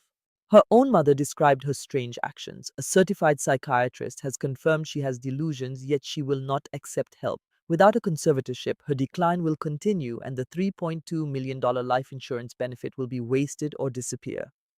Her sister, Natalie Keller, is the ideal guardian. She has financial security, is very successful, and cares deeply for Jordan. I urge the court to approve this request. Mr. Montgomery took his seat. Natalie sent a smirk my way from across the room. It was a familiar look, one that always meant I have won. Barbara was next to her, patting her eyes with a tissue. I spotted Susan in the third row at the back of the room. She showed no emotion on her face. Agent Foster was seated 2 rows back, wearing a gray suit, his hands clasped, observing everything. The judge then faced me. Miss Keller, are you ready to present your defense? I rose. The room became completely quiet. I am, Your Honor, I replied. However, I must first bring up the matter of the sealed federal document. The quiet chatter in the room quickly increased. Natalie's smirk disappeared. Mr. Montgomery looked at the judge with a bewildered expression. Judge Chambers reached for the red folder on his bench. He paused for a second before looking at me. Very well, he said. We will discuss that matter at this time. I glanced at Natalie. The color had drained from her face. This was the exact moment, the moment she knew she had been outsmarted. I appreciate you staying with Jordan during this difficult time. If you are still with me, please leave a comment to let me know. I want to ask you something. Imagine you were in Jordan's position with all the proof pointing against you and your own mother calling you mentally unwell. Would you remain quiet or would you fight to reveal the truth? Tell me what you think in the comments. Just a reminder, this story is a work of fiction created for your enjoyment. You can stop watching if you feel uneasy, but if you want to see the unbelievable truth revealed, the biggest secret is just ahead. After Mr. Montgomery concluded his argument at 10:15, Judge Chambers announced a short break. Natalie and Barbara exited the courtroom, having a hushed, intense conversation in the hall. Mr. Montgomery put his papers in his case, carefully not looking at me. I sat still, my hands clasped, and waited. Susan, from her seat in the third row, made eye contact and gave a slight nod. Agent Foster was still in the back, showing no emotion. At 10:45, the bailiff summoned us inside. When Natalie and Barbara came back, Natalie was smiling confidently again. She was sure of her victory. She was completely unaware of what was coming. Judge Chambers was holding the red folder. The entire room was quiet and expectant. He traced the edge of the wax seal, a deep red circle stamped with the emblem of the United States Attorney's Office. Before we continue, the judge stated in a deliberate tone, I must attend to this sealed federal document. It was brought to my chambers from the United States Attorney's Office. The instructions were to open it only if this case proceeded to a full hearing. We have now reached that stage. He used a small letter opener from his desk to break the seal. The wax split with a crisp sound. He opened the folder and took out a stack of papers, including typed reports, pictures, and official papers. He started to review them without speaking. 10 seconds went by, then 20, then 30. The pressure in the courtroom felt immense. I could hear the sound of Natalie's labored breathing. Barbara's tissue made a soft noise as she wiped her eyes. Mr. Montgomery moved restlessly in his seat, looking at the file with increasing worry. At last, Judge Chambers raised his head and looked at me. His face gave nothing away. Miss Keller, he requested, please provide your full name and your job for the official record. I stood up straight. My voice was firm and carried through the room so that everyone could hear me clearly. Jordan Ann Keller. I am a special agent with the Federal Bureau of Investigation assigned to the Boston field office. My unit is organized crime and racketeering.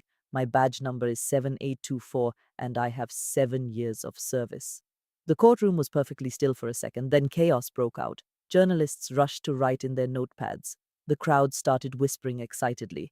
Natalie jumped up from her chair, which made a loud screech on the floor. What? She yelled. That cannot be true. She is making it up.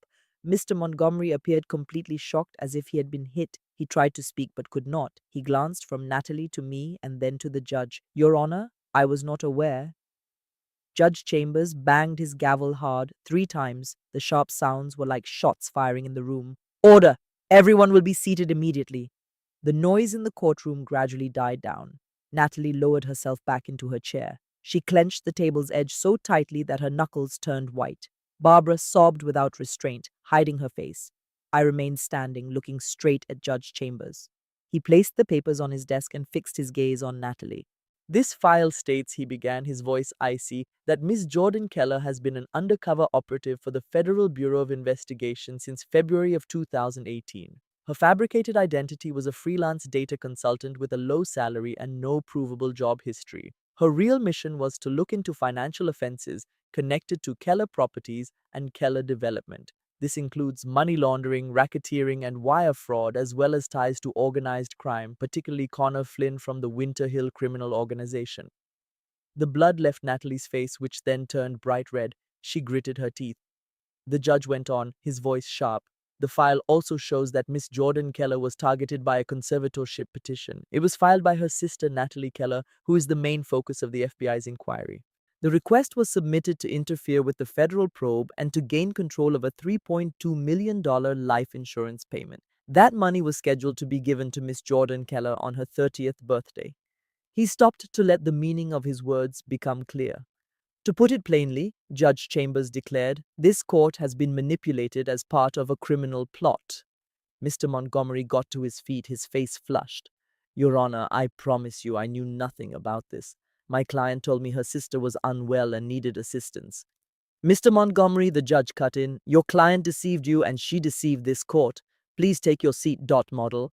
Montgomery slumped into his chair. He gave Natalie a look of pure disgust, but she refused to look at him.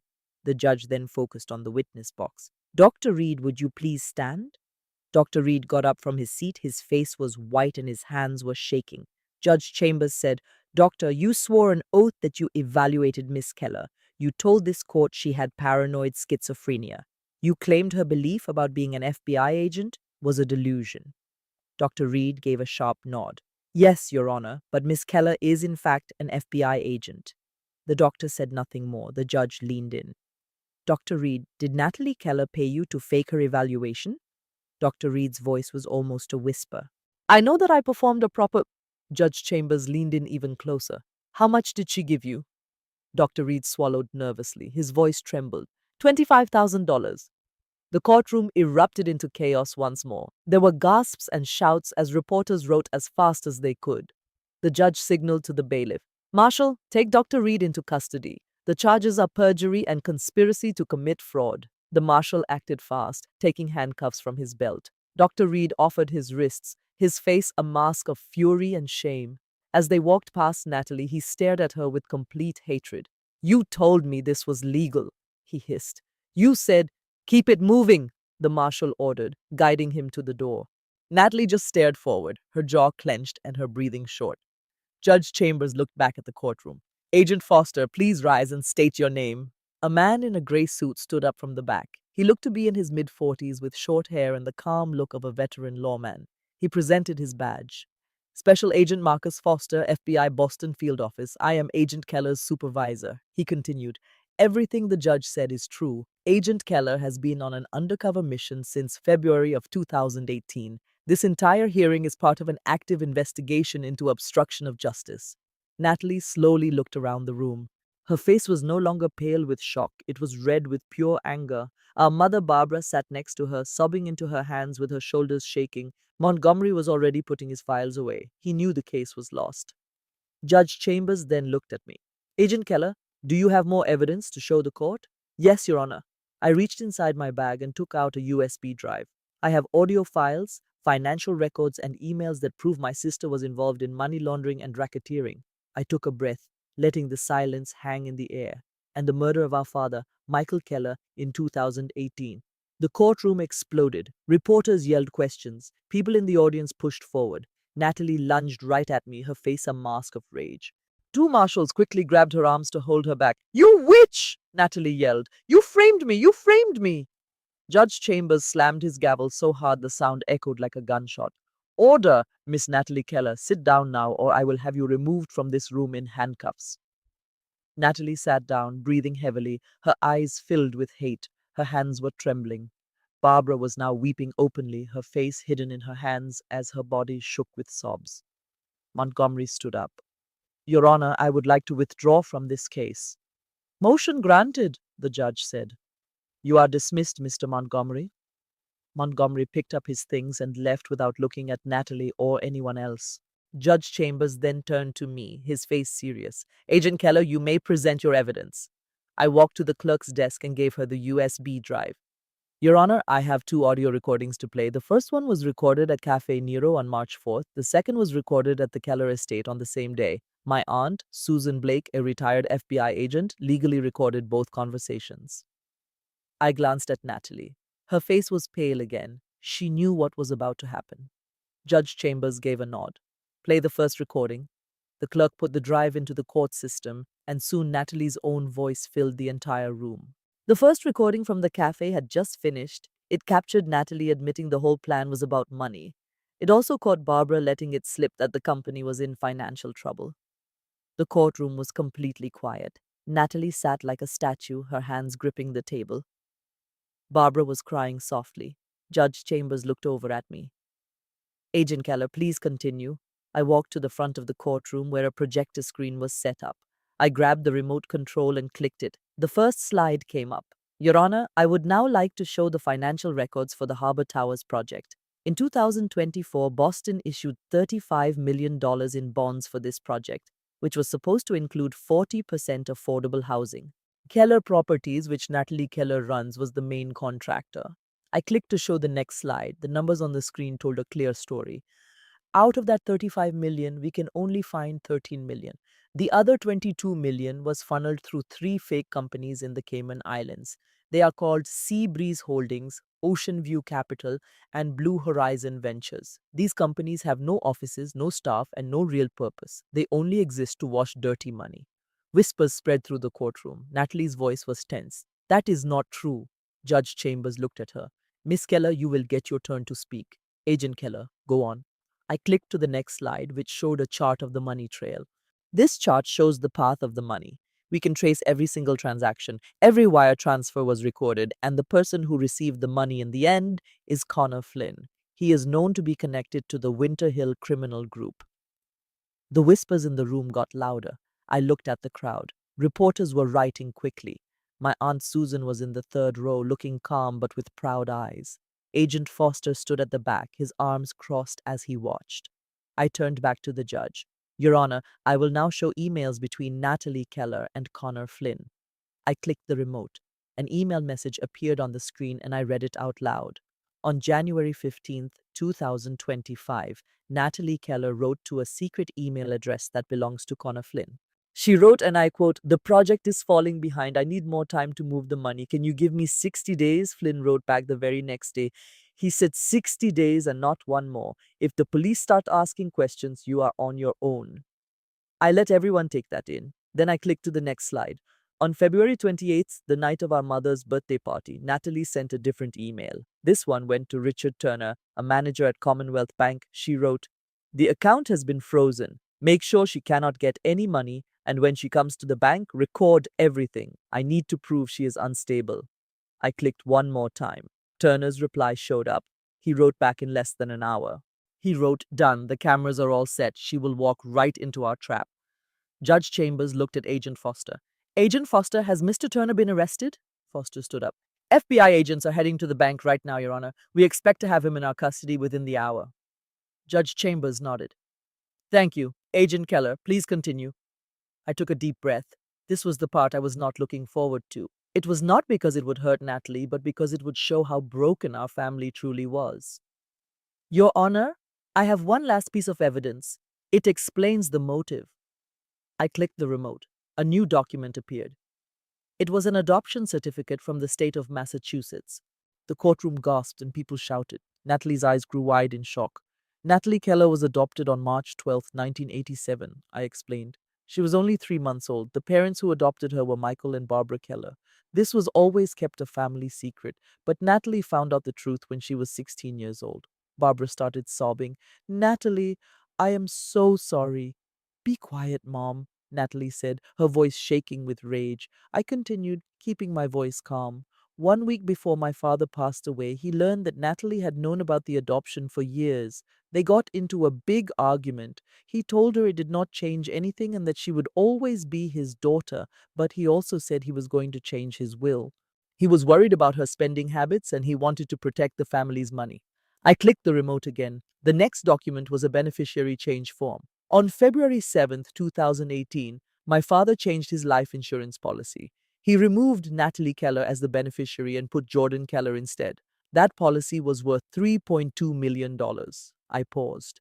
7 days after that, on February 14th, 2018, my father died in what the police called an accident. The courtroom was completely silent. I looked straight at Natalie. Her eyes were red, her face twisted with anger and pain. "My father did not push you away because you were adopted," I said softly. "He pushed you away because he saw the person you were becoming and he tried to stop you." Natalie jumped to her feet and slammed her hands down hard on the table. "He betrayed me," she shrieked. "He called me his daughter, but he took it all away. He gave everything to you." Judge Chambers lifted his hand, demanding silence in the courtroom. "Miss Natalie Keller." But Natalie ignored him. Her eyes were locked on me, with tears rolling down her cheeks. "You have no idea what it is like," she yelled, "to grow up believing you belong, only to find out you were just some kid they took in, and then he gave you, his real daughter, everything, and left me with absolutely nothing." Barbara tried to calm her. "Natalie, that is not how it happened." "Be quiet," Natalie screamed. "Both of you lied to me for my entire life. Order." The judge's sharp voice cut through the noise. "Marshal, please restrain Miss Natalie Keller." A court officer started walking toward her. Natalie suddenly dropped into her chair, breathing heavily and hiding her face in her hands. Her body shook with sobs. For just a second, I actually felt a pang of pity for her. Just for a second. I saw her pain and the years of feeling like an outsider. I saw the anger of being exposed and then cast aside. But then I recalled what she did to my father. The brake line she severed in the dead of night, the lies she told after, the 7 long years she tried to destroy my life. And just like that, the pity was gone. Barbara was now openly weeping into her hands. Montgomery just sat there looking at his empty briefcase. He had already packed everything away. He understood that this case was lost. Judge Chambers turned his serious gaze to me. Agent Keller, you brought up the subject of murder. Can you provide any evidence to support this? I held up the small USB drive. Yes, Your Honor, I have a confession on this recording. Natalie's head snapped up, her eyes wide with pure terror. On March 4th, 2025, my Aunt Susan Blake met with Natalie Keller and Barbara Keller. They were at the Keller home in Brooklyn. In that meeting, Natalie confessed that she cut the brake line on our father's car. Barbara admitted that she knew and helped. The whole conversation was recorded on a device from the Federal Bureau of Investigation. The state of Massachusetts has one-party consent laws. This recording is legal evidence. Judge Chambers leaned forward with interest. Please play the recording. I gave the USB drive to the court clerk. She plugged it into the sound system. The entire courtroom held its breath in silence. Then Natalie's voice echoed through the speakers. It was cold, clear, and impossible to mistake.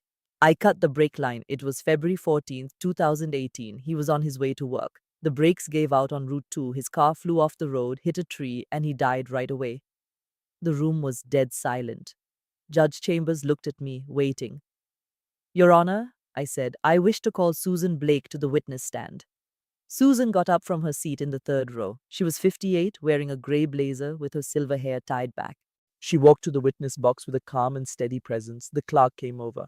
Do you swear to tell the truth, the whole truth, and nothing but the truth? I do, Susan answered. I walked toward her. Miss Blake, how are you related to me? I am your aunt. I am your father's sister. And your professional history? I was a special agent with the Federal Bureau of Investigation for 25 years. I retired from the Financial Crimes Unit in 2015. On March 4th, did you have a meeting with Natalie Keller and Barbara Keller? Yes, 2 meetings, one in the morning at Cafe Nero and one in the afternoon at the Keller estate. Were you using a recording device? Yes, an encrypted digital recorder issued by the Bureau.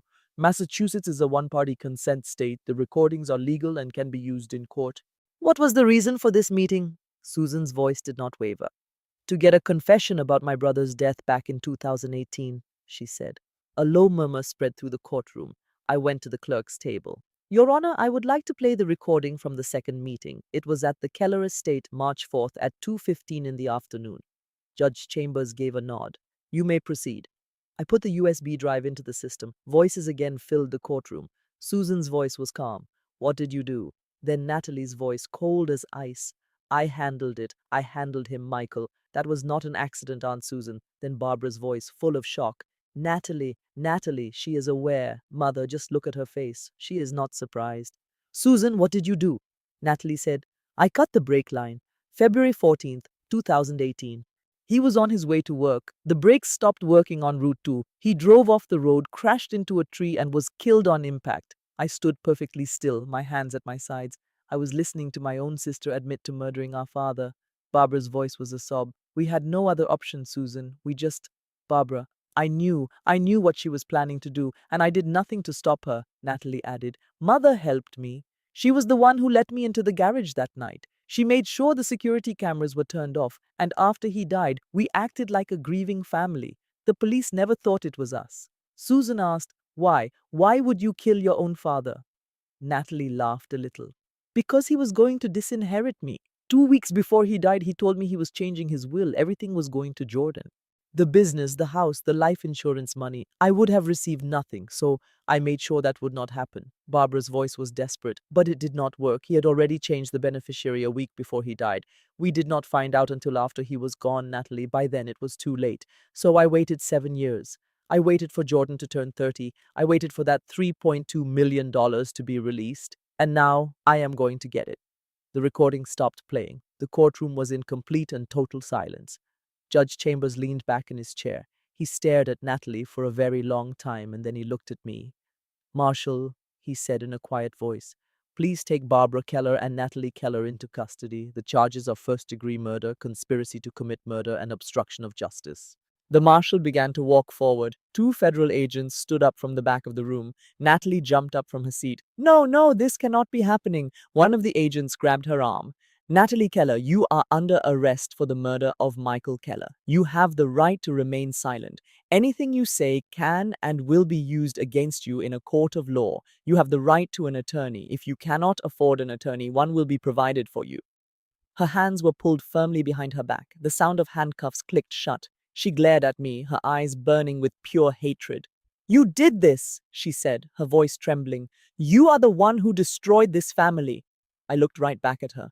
My voice was steady. No, you did that 7 years ago.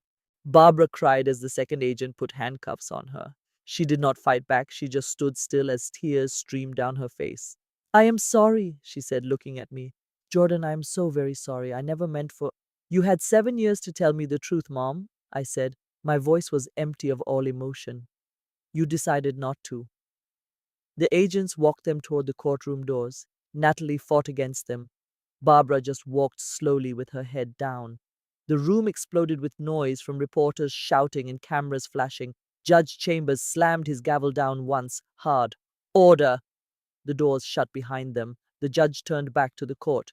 This court officially dismisses the conservatorship request with prejudice. Jordan Keller is hereby declared mentally sound and fully able to manage her own life and finances. I am also sending this case to the Massachusetts Attorney General for prosecution. This hearing is now over. He brought the gavel down one last time. It was finally finished. I just stood there, my hands still by my sides, my heart racing. Agent Foster walked up to me and held out his hand. Excellent work, Keller. I shook his hand. Thank you, sir. Susan came and stood next to me. She placed a hand on my shoulder. You did it, she said softly. I just nodded. I could not find the words to speak. It had been 7 years of nothing but lies, 7 years of pretending, 7 years of watching my sister tear down everything my father had worked for. And now it was done. But I did not feel like a winner.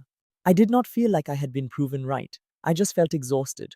I looked at the empty chairs where Natalie and Barbara had just been sitting. The table was covered with papers and a half-full glass of water. It was the evidence of a life that was now in ruins. My family was destroyed. My mother and sister were going to spend the rest of their lives in prison. The company was going to be taken apart. The house would be sold. Everything my father had created was now gone. But he would finally get justice. After 7 long years, he would have justice. As I left that courtroom, I knew the most difficult part was only just starting. Because the pain of a family's betrayal does not stop when the handcuffs are on. It continues in the silence that follows, in the empty seats at holiday dinners, and in the questions you can never ask. It is in knowing that the people who should have loved you more than anything chose money instead. I had won the case, but what did I really win? My father got justice, and the world knew the truth. As for me, I won my freedom, but I lost my family in the process. I picked up my bag. Susan walked with me to the door. The reporters were all waiting, but I did not even notice them. After 7 years, it was finally finished. At 1 o'clock, I walked out of the courtroom. Reporters rushed toward me. Camera flashes went off everywhere. Agent Foster and Susan stayed on either side of me, clearing a path to the parking garage. Foster's car was a dark government sedan. I got into the back seat and Susan sat down beside me. You did a good job, Jordan, Foster said as he started driving. Your father would have been very proud. I just looked out the window. I had just sent my own sister and mother to prison for life. Susan gently touched my hand. You did the right thing. I know, I said in a quiet voice, but it certainly does not feel like a victory. We drove through the city of Boston without saying a word. I watched the streets go by. Nothing looked different, but my entire world had changed. Where would you like to go? Susan asked me. I did not have anywhere to go. The townhouse felt like a place where a crime was committed. The family estate was being taken by the government. I do not know, I said. You can come stay with me, Susan said, for as long as you need to. I nodded, not able to speak. The only family I had left was Susan. 2 weeks after that, I was sitting in Susan's living room watching the story on the news. Model. Breaking news. Richard Turner has been arrested on federal racketeering charges. Connor Flynn was also arrested in a coordinated FBI operation. Both men were being held without bail. Susan sat next to me on the couch. It is all falling apart for them, she said. Good, I replied. That is what Dad would have wanted. 3 months later, the trials were over. I did not go to the sentencing hearing. I could not bring myself to do it. I just wanted it to be finished. I watched it on television instead. Natalie Keller was convicted of first-degree murder and sentenced to life in prison without parole. Barbara Keller was given 25 years for conspiracy. Neither of them showed any emotion. I switched off the television. On the table in front of me were papers from the financial company. The life insurance payment of $3,200,000 had been deposited on April 18th, my 30th birthday. It was finally real, but it did not feel the way I had always imagined it would.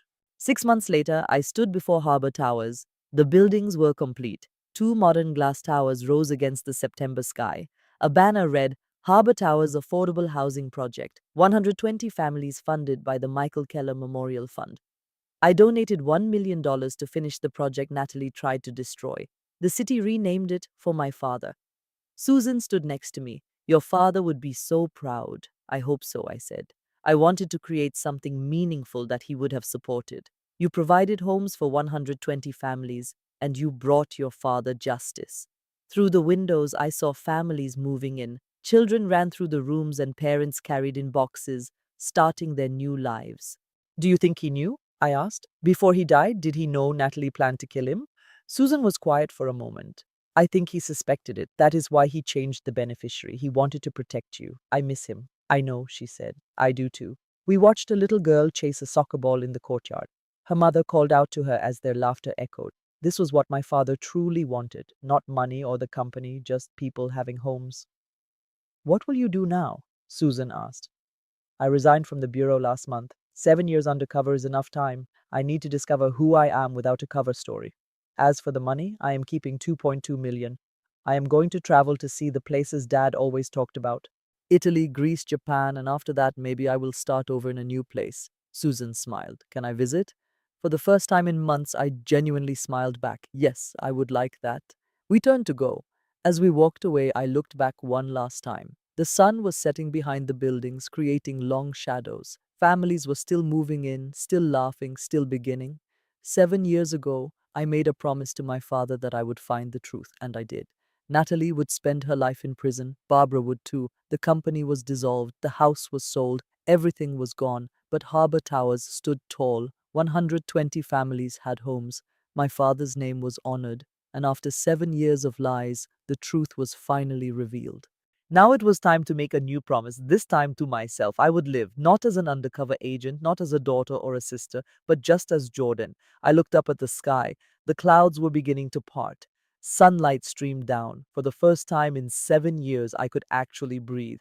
For the first time in 7 years, I was free. And for the first time in 7 years, that was enough. To anyone listening to this story, please remember that family betrayal does not come with a warning sign. It sits beside you at birthday parties. It hides within concerned phone calls. It uses the words, I am doing this for your own good. I pretended to be someone else for 7 years just to expose the sister who smiled at me while she was plotting my ruin. Here is something I wish someone had told me sooner. Seeking revenge on family is like drinking poison and expecting the other person to die. Natalie destroyed our father for money and pride, and in the end, she only destroyed herself. I wanted justice, not revenge. There is a very important difference. Justice brings peace, while revenge only brings more pain. My faith carried me through my darkest moments, like when I sat in that psychiatric ward after being stripped of everything. I prayed for strength, and God gave it to me. When I heard Natalie's confession on that recording, I thanked God for the truth, even though it shattered my family. And when the judge finally dismissed the conservatorship, I knew God had been with me on every step of my journey. If you are dealing with family betrayal, do not ignore it. Do not make excuses for it. Do not wait for someone else to solve it. Document every detail. Find people you can truly trust, like my Aunt Susan. And most importantly, do not let revenge become your goal. Let the truth be your weapon, and let faith be your shield. Betrayal from family will leave scars, but those scars can become a testament to your strength. Choose truth, choose healing, choose freedom over revenge. Some parts of this story were dramatized for educational purposes. If this story is not for you, that is perfectly okay. Please choose content that is a better fit for you. But if this resonated with you, please drop a comment below, share this story, and subscribe to the channel. And remember, God sees the truth even when the world does not. Thank you for listening. I pray that you never have to walk a path like mine. But if you do, I pray you walk it with courage. May God bless you with strength when it is time to tell your truth.